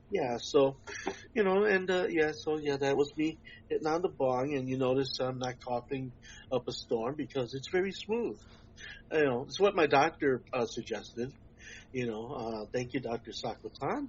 Because he told me, he goes, yeah, if you're going to do that, I'd rather you go ahead and, do it through a bong because it'll make it easy. It won't be as hard going down and everything like that. I'm like, okay, great, So he made a very comfortable place even more comfortable. So yeah, I was stopping on. Is he friends with Dr. Feelgood? He's the one that makes you feel all right. I'm feeling so good myself. Did you ever play? There was a game that I had when I was a kid. It was a card game, and it was called Grass, and it came in like a burlap sack bag. Grass? A card game called Grass? Yeah, and the objective is that you basically had to it basically simulated the drug trade. Huh. And you had to not get caught with certain things, or I can't remember all the details. Wow. It's crazy. It probably still exists, but I had it as a kid. It was a phenomenally fun game, and it was funny because my, science nerd family. I would play with certain people when I was a teenager, and I had certain people who their parents would be like, "Your son is playing a game with our kids called Grass." It's a bag of grass, and it's a burlap bag that says grass on it. Yes, I've seen it on. I see it on eBay. Wildwood weed grew down on the farm, and we never knew what it was called. Some said it's a flower, some said it's a weed. I never gave it much thought. But yeah, no, it was a fun game. I mean, how much does it go for on eBay? Like $30-$40. $30-$40, really? Yeah. Wow. Oh, that's amazing. Wow, I don't have that game I don't have that game anymore now. Suddenly I'm sitting here going, wow, I wish I kept my copy. There you go. Yep. So I could make some money on it. Okay. I remember growing up, no, I didn't have that, but it's one board game that I think back of fondly is a board game called The Winning Ticket from Ideal. And it pretty much encourages kids to gamble. It's like you go around buying lottery tickets, and then you have, someone hits the lottery square, and then it's like a plinko, like little triangles fall down, trying to get the winning numbers, and you win the money. And you either you win the big jackpot, or you go broke trying to buy all the tickets. There's another game I can't remember the name of it right now, but there's a game where basically you technically are all monkeys at the zoo and you're flinging poo at each other. Nice. It's a card game. It's a card game, and I can't remember the name of it. Huh. But essentially, the objective is to you gotta there's a point. It sounds like some really extreme version of ants in the pants. The ones where you press the ants down and try to get them into the pants. I don't know about that. This is more. Yeah, I don't know about that. Okay. Hold on. Okay, tell me from the see if I can point find of it. Ideal. Right. I'm sorry. Hold on. I'm sorry. So while Jeff's looking for that, Monkey Poo card game. Monkey Poo card game. Yep. Oh, hey, it came up. Monkey Poo card. All right. Holy. Poo. It's actually called Poo. It's they claim it's a 2-player game, but I'm telling you, I played it with more than 2 players. Okay. It is from 2009. Okay. I'm looking at Board Game Geek. Oh, here we go. 2 to 8 players. Still waiting on my Transformers deck building game from Renegade Studios. Yeah. Pre-ordered that shit in June. Here, description. Pooh is a fast-paced card game for 2 to 8 players, requiring anywhere from 5 to 15 minutes to play. It's fast and furious, something you can play while waiting in a line. Hello? Hello? Oh, I'm here. Did we lose Jeff? Oh, there's Jeff. There he is. Oh, did you lose me for a second? No, you got muted for a moment. Why don't you start over about the description of the card game? Yeah, okay. Please. So Pooh is a fast-paced card game for 2 to 8 players, requiring 5 to 15 minutes to play. Each player takes the role of a monkey. You fling Pooh and mess with each other until only one monkey is left standing. That, of course, is the monkey is the cleanest one.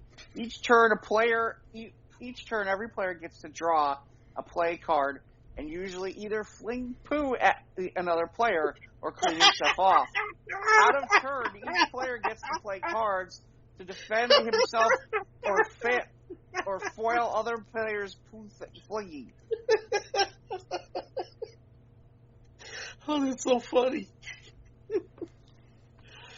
I've played it. It's a fun game. It sounds like a regular ball in the hall, man. Yeah, I wish I had more players. I wish I had more people who wanted to play Trailer Park Wars. Oh man, was that the one we played, Mike? Yeah, it's the one I bought on our way up north with Trevor. Oh, is that the board game? That was a great game. Yeah, Trailer Park Wars. Yeah. Yeah. I think I played it. Yeah, you got to collect all the pink flamingos. I think I played this game. Yeah, it's awesome. Yeah, it is a great game. It's very hillbilly. Yeah, very redneck. Mm-hmm. It was a lot of fun, though. It was a lot of fun. Or maybe it was a different game. Maybe something called rednecking. I don't know if that's a game, too. I don't remember. No. There a game? This one you have to decorate your trailer park with the most pink flamingos. Right. With the, I don't know. No. Okay, then no, it's not. That wasn't it then. Okay. I can't remember. It's been a while. Yeah. So, unless we have other fetishes we want to talk about, I guess we can start with news. Yeah. So apparently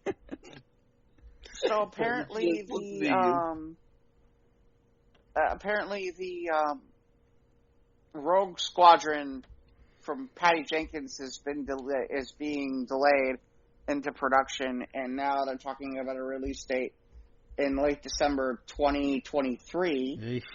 That's what I was interested in. Well, I want to have like a Star Wars Top Gun, kind of feature, When is that coming out, by the way? I don't know.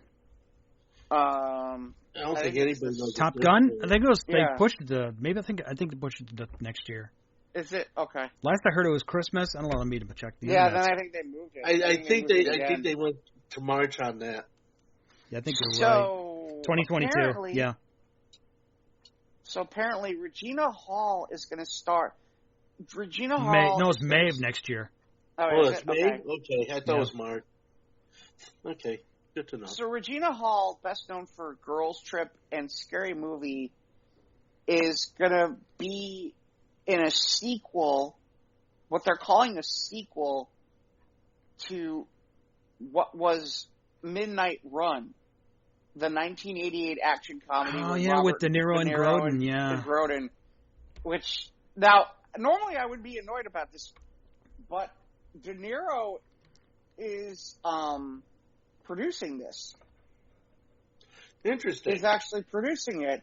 It's unclear if De Niro will reprise his role as bounty hunter Jack Walsh. It's getting too old, man. I'm getting too old for this shit. Yeah.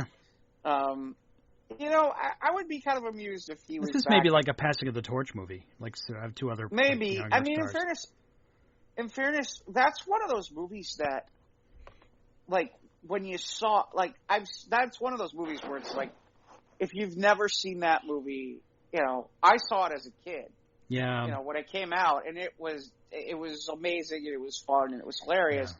And, you know, if you're a Gen X, that movie's on your list of okay, great movies that you'd want to sit down and watch in a minute. Yeah. You know, good 80s romp in that. Right. Well, not good even that. Good buddy comedy. Right. And the best part is, I kind of laugh because it's like, there never was a sequel. There wasn't a continued series. It was it stands on its own. That's all there is. And as much as you're like, oh, I'd like to see more of this, it's like, hey, no, this was good. It's good in the content for which it came. You know what would be funny? Because Regina Hall, obviously being a black actress, it would be kind of funny if she was the daughter of the FBI agent Alonzo Mosley. Oh, yeah. From the movie. Now that would be kind of amusing, which is like, all right, Walsh, you owe me. Interesting. That would be a way to play it. Yeah. Let's see, what other news? Gal Gadot's confirmed that Linda Carter has joined the cast of Wonder Woman 3. Wow. I would hope so. Yeah, that was the big tease at the end of Wonder Woman 84. That wasn't a given? Yeah. No, well, not yet, not until it's confirmed now, so. Okay. Well, I thought that was a given what we saw at the end of the... Yeah. Well, I'm sure that that didn't come at no small price tag. I'd be curious to see what kind of money Linda Carter got for that. I don't know that it's the number you think it is, Ivan. Yeah, I mean... No, but, you know, we're talking, you know, the Wonder Woman of, you know, so many Wonder Woman, you know. She's had some bit roles, but sure she's happy to take up another DC role. I remember wasn't she like president on Supergirl? Yeah, and speaking of which, tomorrow is the here's another example of where this happens, which is, the special 2 hours series finale. No, you took 2 episodes and you just want to air them and get them done. No. But yeah, the series finale is tomorrow for Supergirl. And we'll see. It'll be interesting. I'm curious to see where they leave things, if there's any CW verse characters that show up and cross over. It doesn't sound like it. I am curious to see if any of these characters. I mean, I know the character who plays Supergirl's sister is in this big event that they're doing with the Flash coming up next week. That starts. But I'm curious because, you know, you've got Superman and Lois. Okay, well, could some of these characters, now that they've been freed up from Supergirl, could some of them start showing up for Superman and Lois? So I'll be curious to see where or if any of that goes anywhere or if anything at all. I have a feeling the answer is no, but we'll see. Well, that's a tumbling of a lot of dominoes all at once, don't you think? What? Just the way that's all sequenced out like that. Well, we'll see. I mean, that's one of the things that, and you know, I don't want to be a dead horse, but that's one of the things where I kind of laugh that I feel like they've really, in the last few years, they've sort of missed the boat. And I'm not looking for a full-on crossover, but one of the things that was kind of cool was every so often was, once in a blue moon, you'd see, you know, one of the characters from the other shows kind of pop by or cross over. Right. You don't. I understand the pandemic was part of it, but some of it wasn't happening before the pandemic either. You know, and so to me, I think that's kind of where I kind of sit there and I'm like, okay, that's, you know, those are opportunities where, you know, you could have that connected universe at times, and they don't, and at times they used to, and it was nice to have. Now a lot of that stuff is not as connective, and so I'm sorry. Go ahead. No, I said okay. No, I was agreeing with you. Right, and I think that's part of the. I think that's where they've lost out because you certainly aren't making it up on the budget, and some of these shows. Like I said, I don't know. I'm curious to see where this goes. For once, I'll watch The Flash because I'm curious because they're doing kind of a crossover thing in it. Just to tie in to help tie it up with a bow. Well, let's see how much screen time this crossover gets on that series. Well, no, I mean, so it's interesting because they're with the Flash. They're doing something interesting, which is that they're doing it as 5 episodes of the Flash. It's like a 5-episode arc in the Flash with these characters. What's interesting about it is this: of the characters that are being included in this special event crossover, only one of them has a current show on air, and that's what's her name, the woman from Batwoman. The rest of them, all their shows are defunct. It's Cress Williams who's playing Black Lightning. Yep. It's the girl who was in the Supergirl, who's the sister for Supergirl in this. It's Green Arrow's daughter from the future from the show that didn't happen. It's Brandon Routh coming back to play the Atom, and Brandon Routh hasn't been on left Legends of Tomorrow last year. So to me, is it kind of dated before it even airs? No, I don't know if it's dated, but they have a lot of. I just think that you have a lot of characters. You have a lot of people right now who are characters in that CW verse that are kind of floating around that you can use, and you can play with in these other shows. And I understand that you can't inundate some of these shows with some of these characters, but there's another part of me where I'm like, there's opportunities here, and I just feel like they're not taking nearly as much advantage as they could. Yeah, I thought we'd have had more crossovers after the Crisis. But well, not only that, but like for example, Legends of Tomorrow. I'll give you an example. So Legends of Tomorrow, which is basically a team show to begin with anyway. Uh-huh. I like the characters on there, but now you have a whole bunch of characters who are around and available that you could put on that Legends of Tomorrow show and make them new cast members for that show. They're not doing that. Instead, they're creating their own characters that aren't even DC characters. They're just creating them on their own. Whole cloth, yeah. Yeah, whole cloth. Not based on any books. Right. It's like, and it's like, okay, you're creating stuff not even based on any books. And fine, you don't want to use the books. Okay, fine. You're not using any of the CW-verse characters that are sitting around willy-nilly either. I don't know. Again, to me, it's just one of those things that one of the things that was appealing when they first started was, Arrow started as its own entity. Yeah, The Flash started its own entity. But there was a connectedness, and every so often you'd see a character here or there. And then even with Legends of Tomorrow, there was a connectedness. You see a character here or there. Supergirl, kind of the same thing. Yeah, did we get any of that in the season 1 of Superman and Lois? No. The closest would be Diggle shows up for an episode. Diggle. Which is, Oliver Queen's buddy. Right. Shows up. And the irony is he shows up and he's working for Checkmate, but at the same time he's working for Checkmate, and yet he doesn't get suited up. And by the way, at the end of the Green Arrow show, he supposedly has a power. He supposedly has a GL ring, and I'm kind of like sitting there because Superman's in this bad spot where he's at the end of that season where he's fighting who he's fighting, and it's like Superman and Steel, and I'm kind of like sitting here going, but you just brought in John Diggle, aka John Stewart. And he supposedly has a ring. He has a Green Lantern ring. What, you don't got enough budget to bring in the Green Lantern here? Apparently not. Nope. Apparently not. Or, you don't want to go down this route. And it's like, well, why? It's dumb. It's stupid.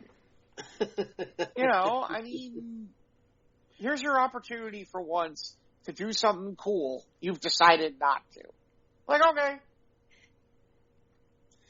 And it would be different if it was, and the usual excuses, I mean, my favorite, Mike, is the usual excuses, well, they have other shows that they have to be on, and it's hard to juggle a schedule. He's not on any of your shows. That show's been off the air now for over a year. Right. It's about being tight with the purse strings on CW. Yeah, well, or I hate to say it, the other problem becomes, like, oh, okay, no, we've got an HBO Max Green Lantern show coming up. We don't want to steal any of that thunder, which doesn't make any sense because I feel like I can say this. So Jade, who is Alan Scott's daughter, is in season 2 of Stargirl, and she's got a Green Lantern ring and uses it. So what's the problem here? It's like, and by the way, that was the other amusing part about Stargirl, is, okay, let's bring in the characters that are cool characters, but use a shitload of special effects. Yeah. Like, okay, let's use Jade, who uses Green Lantern power. Great, that's just wonderful. There's a reason we don't see her for like half the season, and then she shows up again. Or we are introduced to Johnny Thunder, which is like the pink Thunderbolt guy. Yeah. And he has this, one episode where they introduce that, and then he kind of disappears until the end of the season and shows back up again. And it's like, here's the thought, don't pick the people who are going to kill your budget. But, okay, you win. Yeah. Well, DC, like I said, you'd think that in this lull, that after like the great crescendo that was Endgame, and now Marvel is just trying to pick up the pieces and rebuild. You think DC would have, picked up the ball and ran with it, but they're still not. Well, the part that makes me laugh is this. And this is the part that is the part where I shake my head. Is once upon a time, the CW shows, if you sat there and said, which would you rather watch, the Netflix shows from Marvel or the CW Netflix shows? Or the CWs, yeah. Or the CW shows, I go, the CW shows without question. Okay? Well, the Marvel Netflix shows are, quote-unquote, gone. I mean, they still exist, but they're not making any new ones. No. Okay. The CW is kind of the same CW-verse that it's been. But then Marvel went and did all the stuff they're doing on Disney Plus, and it's like, you kind of sit there and you're like, well, okay. When are we getting stuff like that from DC? And in fairness, I guess technically Titans is the answer to one of those questions. Doom Patrol is another. This Peacemaker series that's coming with John Cena is another answer. But the CW stuff, yeah, they've kind of like, okay, this is the level of where it's going to be, and it's like that doesn't make any sense. And now 5 years on, we're still talking about David Ayer's Suicide Squad cut. Not the extended version we got on the DVD, but his own director's cut. Yeah, I'd like to see that, actually. I actually do want to see it. He says that, they butchered it. They like there wasn't one. They said after the BVS reviews shell-shocked the leadership at the time and the success of Deadpool, my soulful drama was beaten into a comedy. So David Ayer still wants his director's cut of Suicide Squad, but the thing is that DC is still, they're working on other projects. Mm-hmm. And we're ever going to gauge the success, quote unquote, of the Snyder cut of Justice League. Well, I just can say laughed. It was a win for them for HBO Max or not. I would say it was a win for them. Yeah. I would say it's a win for them, and the irony is it took a little bit of time, but all those stories that we used to be getting, the never-ending stories about Snyder Cut, Snyder, Justice League, Snyder for like 2-3 years, are all gone now. Those stories don't happen anymore. We don't hear any of that shit anymore. Whereas the David Ayer stuff doesn't seem to get nearly the play. Kind of lip service. And that's the maybe that's the lackluster, I suppose. I don't know if how much more successful the Suicide Squad sequel was. But even before that, even before the Suicide Squad sequel, I mean, to me, it's just interesting because it's like, and this is an example to me as to where Zack Snyder's kind of a cock. Is oh my Snyder Cut, oh my Snyder Cut, oh my Snyder Cut. You could have pushed to get the Ayer cut too, but that's an afterthought to you. And never mind that Ayer has basically sat there and said, I don't need an extra $70 million and I don't need reshoots. It's done. I could air it right now. And he said that on Twitter. Yeah, and he said he's got the score, something about how the score was already set and it didn't have a single radio song in it. So right. He could assemble his Ayer cut the way he wanted to with a fraction of the money that they got for Justice League. Right, and to me that's the part I laugh about is, really, if they were smart, why not? I mean, what does it hurt to release his cut on HBO Max? I don't think it does. Yeah. I don't think it hurts anything. If anything, what did we learn from this? It'll benefit him. Well, it would benefit DC too. It's like, what did we learn from the Snyder Cut? Okay, they aired it. Great. They got a whole bunch of people to buy HBO Max and watch it. Yeah, the content is there. Nothing more has to get reshot. So right. So air it. Right. We'll put it together. And that's. Yeah. Oh.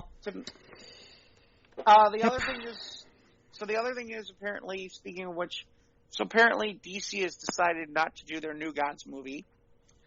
That was in production apparently. Yeah. All right. Yeah, I kind of forgot about that. I kind of feel the same way you do on it. Yeah. In that, you know, I certainly would like to see it, but if they have new plans for, you know, and it was funny because Ray Fisher came out, of course, and slammed it because, you know, anything that helps Ray Fisher along in his little fight with Warner Brothers and what's his name? The Walter Hamida or whatever the hell. Yeah. Damn it, the director dude that took over for Snyder. Oh, Joss Whedon. Yeah, Whedon. Yeah, Joss Whedon. Yeah. But yeah, I mean, I kind of laugh because it's like, well, yeah, maybe they have new plans for Darkseid, and maybe they don't want to do these things. So, yeah, sorry, this is how it works. It's their choice, not yours. Yeah. Yeah, we have our idea, and they got theirs. Right, and you know, maybe they do have something in mind. I don't know. Do you think maybe there's an air of surprise waiting for this to happen here, or? Well, they would have revealed it at DC Fandom. Yeah. A couple weeks ago, but they didn't, so it's not right. And you know, here's the interesting part to me is okay. Meanwhile, I mean, every so often I see a story about bringing back the Snyderverse and stuff like that. But honestly, you know, I'm not seeing a lot of. Yeah, tap that baby. Tap it. Tap that bitch. Hit it harder. Yeah. All the way. Through the nose, bitch. Through the nose. Chug, chug, chug, chug. Chug, chug, chug, chug, chug. That's good shit. Fire! Wicked. You guys are wicked.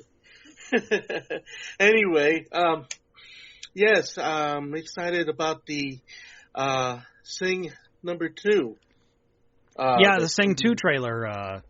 Yes, I saw that today, and it makes me want to see it all the more. In fact, today I was out with Julie. We were doing some errands, and I saw the original Sing #1 on the rack. Sing #1. Oh, yes.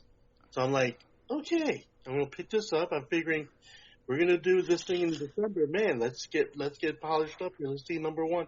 So that's going to be viewing tonight after the show today.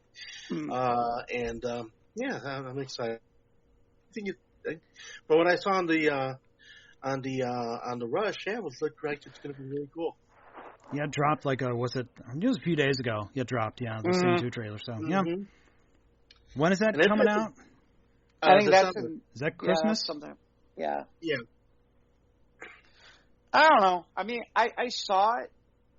I think my biggest concern with that is, how much are we going into this Bono? I guess they got Bono to play a role. And Christmas, yeah. And it feels like... Ooh, if it's up against Spider-Man, shit. Or unless it's going to drop Christmas Day. I don't know when exactly it drops. But it's interesting. It'll be interesting to see what happens, because I know there's going to be everybody's stacking the deck for the holiday. You know this as I do.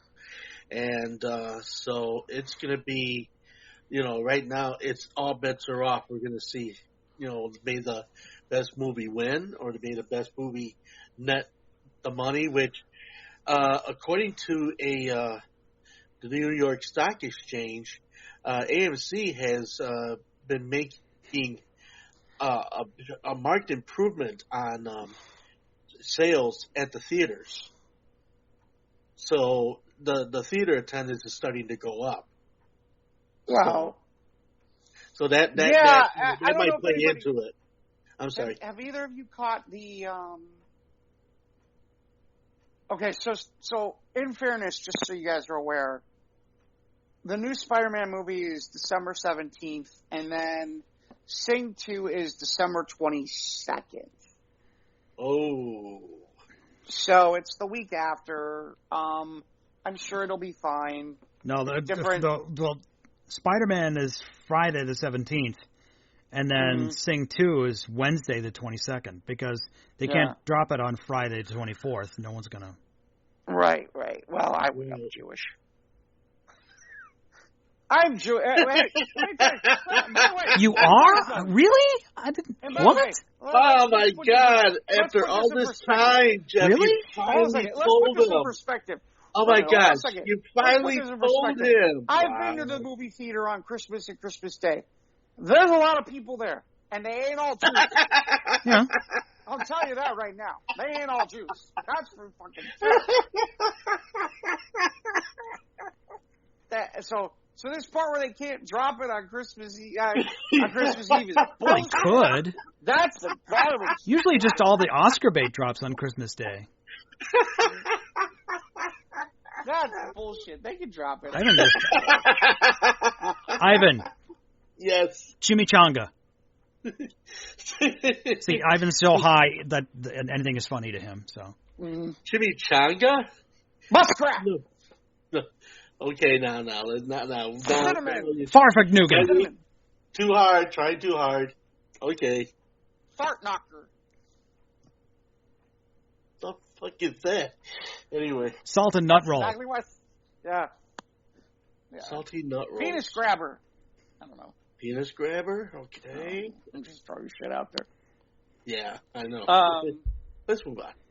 So, the only other thing I think I've got is, so Vin Diesel has extended the olive branch to The Rock because apparently we're doing the final, supposedly the final, the 10th and final movie. Shit, where else can the cars go? The last Fast and Furious, they put a car in space. I'm thinking the Middle Earth. Yeah. or you know what? They can cross over Journey to the center of the earth. Journey to the center of the earth, maybe? They could cross over with Back to the Future and make a time machine. Time travel, yeah. Yeah. Time travel cars. They're going to races in all different ages. Time travel with family. That'd be wild. In fairness, that Sean Hobbs movie was pretty good. When I saw it in the theaters for $5, that wasn't bad. I hope they do make another one of those. That wasn't bad at all. All right. It was pretty good. So okay, we'll see if The Rock and Vin Diesel can coexist, can mend their fences and bury the hatchet and hug it out, or whatever they got to do to make $100 million. For, seriously, it's this like franchise. Yeah, I feel so horrible about the fact that they're terrible tragedy. Yes. Yeah, that's terrible tragedy that they can't figure out a way to get together to make millions and millions hundreds of of millions. Yes. Yeah. Sorry. Wow. Yeah, I feel so horrible about you being able to not figure that out. I will say, so speaking of millions and millions of dollars. If you really want to talk about shitty, so the WWE's earnings report came out in which they reported that they had made record profits in the previous quarter, and then on that exact day released like 18 wrestlers. Wow. Shit. Literally released 18 wrestlers. And then there were also front office people that got released from their contracts. Right? Yeah. Wow. And there's talk that there could be more.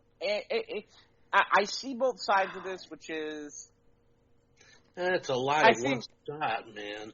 Well, they've been releasing people left and right in the last year, and but to record record profits publicly, announce that on the same effing day. That's the part I laugh That's low. About. That's the part where you sit there and you go, really? That you couldn't wait like a week or two? If any other company had done this, this had made front page news. Yeah. But the fact that it's sports entertainment. It was out there for it's big news in the wrestling community, but I mean, like, as far as like front page news, like on, your World News Tonight or whatever. Yeah, well, I mean, again, it's, that it doesn't get talked about. No. And in the mainstream, no. Right. It doesn't get looked at in that way, and it's unfortunate. I mean, the closest that I've ever seen anybody come to talking about this from a mainstream perspective is, I remember John Oliver did something on one of his shows on we're talking about the healthcare, talking about healthcare and the lack of unions and all that other stuff. Right. That's the closest I've ever seen to anybody talking about this in a public manner, and it's disappointing that it's disappointing. And no, I agree. I think you couldn't have picked worse timing.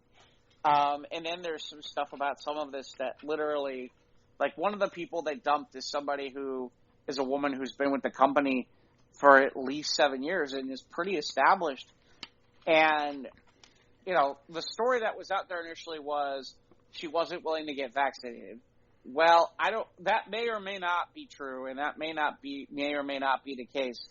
But basically she came out and said, yeah, I've been struggling with some stuff for mental health, and they wanted me to come back on TV, and I said, I really kind of need an extra few weeks. And then she got shit canned. Well, then that's, that's their okay. So what you're saying is, fuck you with your mental health. We're just going to shit can you. Yeah, that's low. So anyway, at this point, I'm sure EAW would be like the guy hiding behind the tree, wringing his hands, waiting for these wrestlers to get signed on over there. Then AEW, yeah. Well, and that's the interesting part, Mike. Is and there's a part of me where I wonder about this, which is it's like they only have so many hours of programming too. And there's only so many people that they can bring in. And at some point it becomes okay. How many, you can bring in some of these people, and what happens to some of the people that they already have?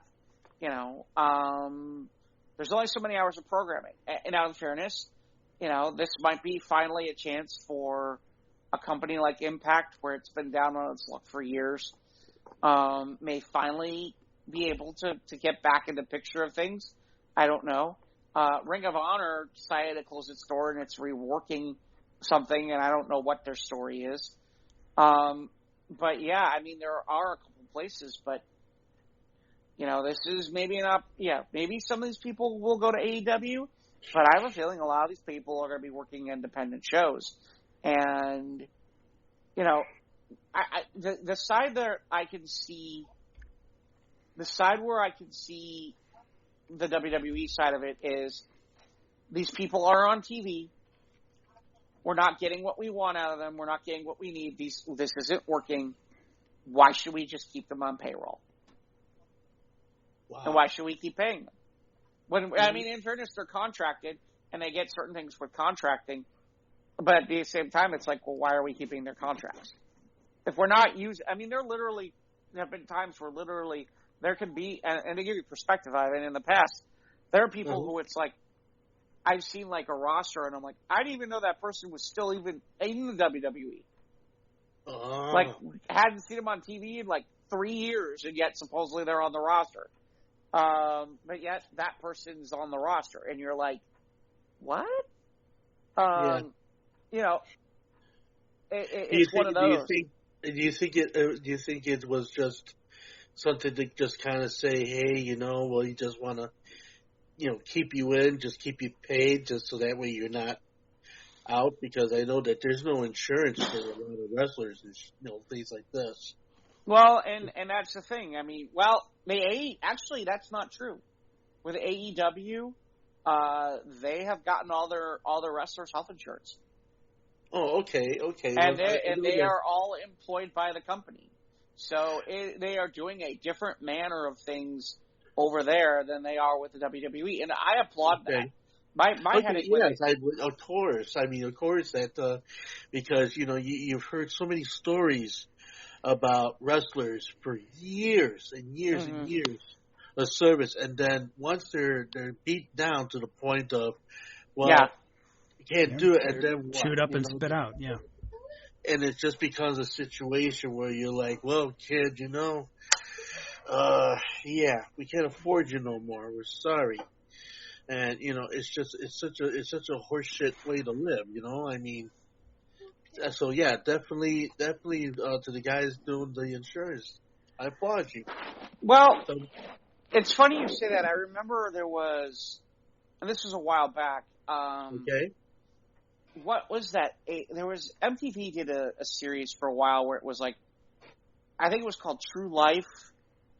I think that's right. Yeah. They did like a thing called True Life, and one of them was I'm a Wrestler, and they followed 3 different people. One of the people they followed was Tony Atlas, and at the time Tony Atlas had been out of the WWE. Well known, people know who he was, that kind of thing. But, Tony wasn't, I hate to say it, Tony's time was kind of before the big boom of the 80s. Right. And he was never, he was never as big as, say, your Junkyard Dogs, your Ricky Steamboats, your Tito Santanas. You get the idea. He was never that guy. He was never that caliber of wrestler. Well, no, he was, but his time frame that he wrestled was such where it just didn't work out for him and where it should. So it was kind of a case of left of center. Well, it was, the best way to put it is his time with the WWE was kind of ending as the WWE was starting to really skyrocket, if you understand what I mean. Where it was like, okay, he was kind of on the way out the door as the in terms of being a WWE wrestler at the time of when, the whole thing was starting with Hulkamania and all that kind of stuff. They were kind of like ships in the night and didn't leave. And unfortunately for Tony Atlas, they didn't leave enough cargo. Oh.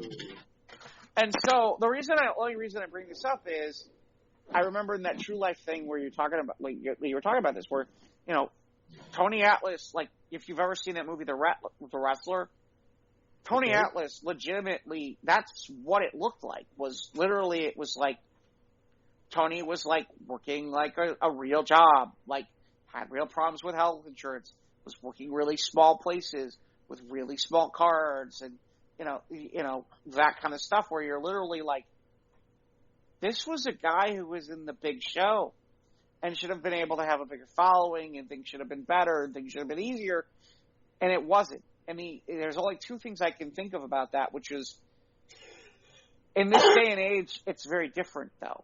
I mean, I wonder, in this day and age, you get dropped by the WWE, there's enough independence around where if you were of any note, you can make some money.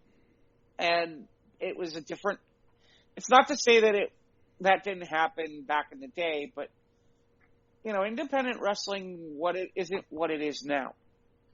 Well, okay, I maybe can shed a little light on that because, you know, I mean, watching my fair share of, you know, wrestling on Channel 26, you know, glorious black and white, you know, with Bergana and, you know, Dick the Bruiser and, you know, X and all the rest of those kind of wrestlers. I mean, you know, the blood and guts, you know, knock them down, people got hurt type wrestling.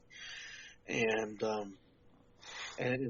all those guys, you know, you go into their stories and the stories are the same.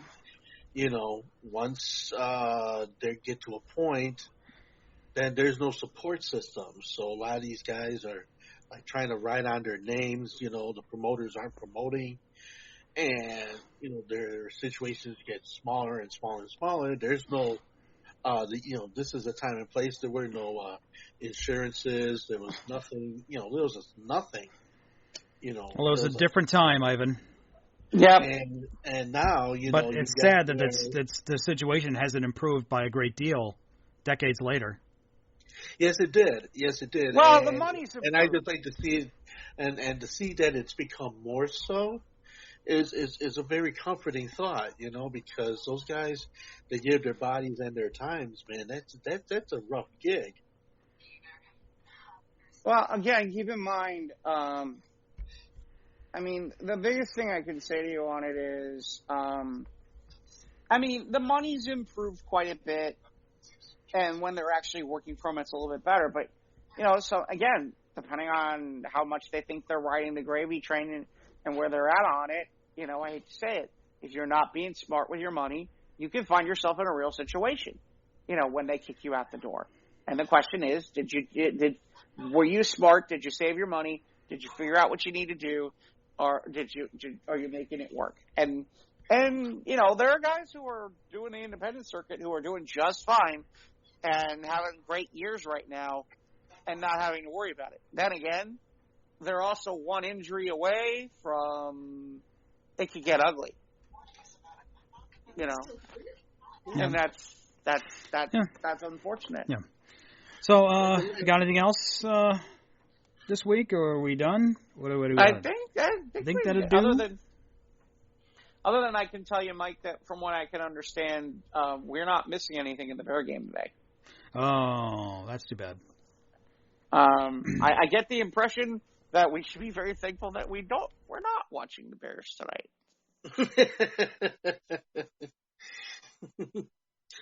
Yep. Yeah, well. At least it's not a blowout. No. But it don't look good. It don't look good. No. Oh, well. That's too bad. It's not even impacted on the surface. If it was the Bears, it wouldn't impact the surface. It would just be floating around nearby the surface. Yep. Yeah, it wouldn't even be going in. Didn't go in. It would be like, it didn't even go in. It's like, they didn't even get there. You know, to use a different moniker of thought, it's like, is it in yet? So, Ivan, where can they reach you at? You said you're spinning this week? Well, okay, I'm going to be at Kohl's over at... Buy a sweater, it's going to be cold this weekend. Yep. Yeah, going to be at Kohl's there, 2663 on North Milwaukee. I will be there from 10 to 2 on that date session. That's right. And let's see. And then I'll be on Tuesday. Well, this won't be up till Wednesday, so Tuesday will be irrelevant. By the time Wednesday, I'll be doing the Mellow Motown at 9 a.m. on Facebook. And that's pretty much what I'm doing right now. No Twitch this week, so yeah, that's my that's what I'm doing. Okay. Jeff, you do anything aside for your Sunday night stories? I do have a contest on Thursday, so we'll see how that goes. Okay. Yeah. But will there be cash prizes? No, I wish. Oh. I wish. It will be for trophies and pride. If you could host one game show, what would it be, Jeff? Wow, that's a good question. That is a good question. That's a really good question. Wow. Like as a kid watching TV, watching a game show, saying, I'd want to be part of that fun. My first reaction is press your luck, but yeah, I think press your luck, but you know, I don't know. Maybe I'm wrong on that one. I mean, there's a part of me after watching Steve Harvey do Family Feud, I'm like, I could have a me fun doing Family Feud. Yeah, Louis Anderson had a pretty good run with Family Feud. I like Louis Anderson on Family Feud. Ivan, what about you? Me, it would have to be Name That Tune. Of course, naturally. Or there was another one that I really liked a lot. It was called the Reel, REEL game, and what it was you had to guess these clips from all these movies in order to win the prizes, you know. So it was called the Reel game. So one of very funny, and the other one that actually had the Name That Tune. I would love to do a Name That Tune episode. Name That Tune. Yeah, makes sense for you. Me, I think I liked Wink Martindale's Tic Tac Doe. I missed that show. I think it would have been fun. Or The Joker's Wild. That's a good show. That's a good show. Yeah, I missed those from the 80s. Or maybe just Who Wants to Be a Millionaire? So I could Regis Philbin. You got it for $6,000. I could have fun doing Hollywood Squares too. You know, I was just about to say that. Yeah, Hollywood Squares. I wouldn't mind. Yeah, that's how it seems fun. Hollywood Squares. That'd be cool. Excuse me, I had to kill a spider. Spider. I had to get my 9mm out. Yeah, that's an awfully big hole there now. 9mm, to make a bigger. Optimus Prime, kill. Pew, pew. I'm gonna kill you, spider. Pew, pew.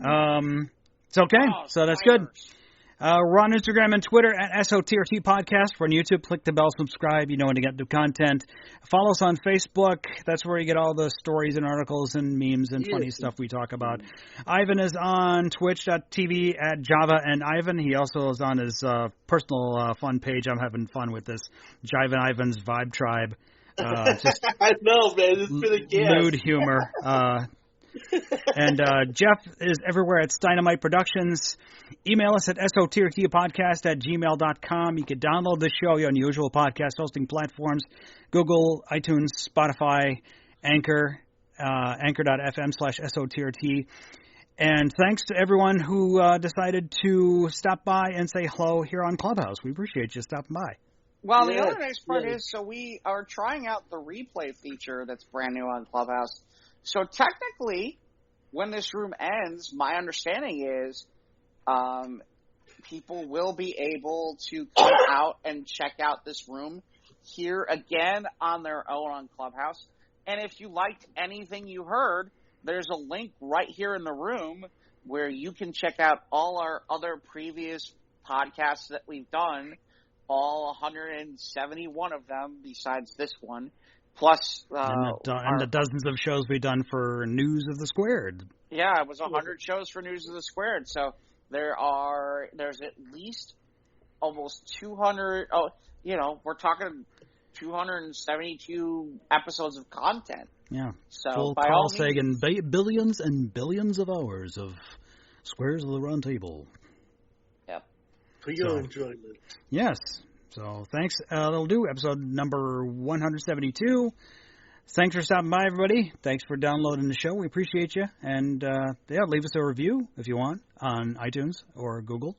And that'll do. Thanks for listening. We appreciate you so much. Y'all have a good one. See you again next time.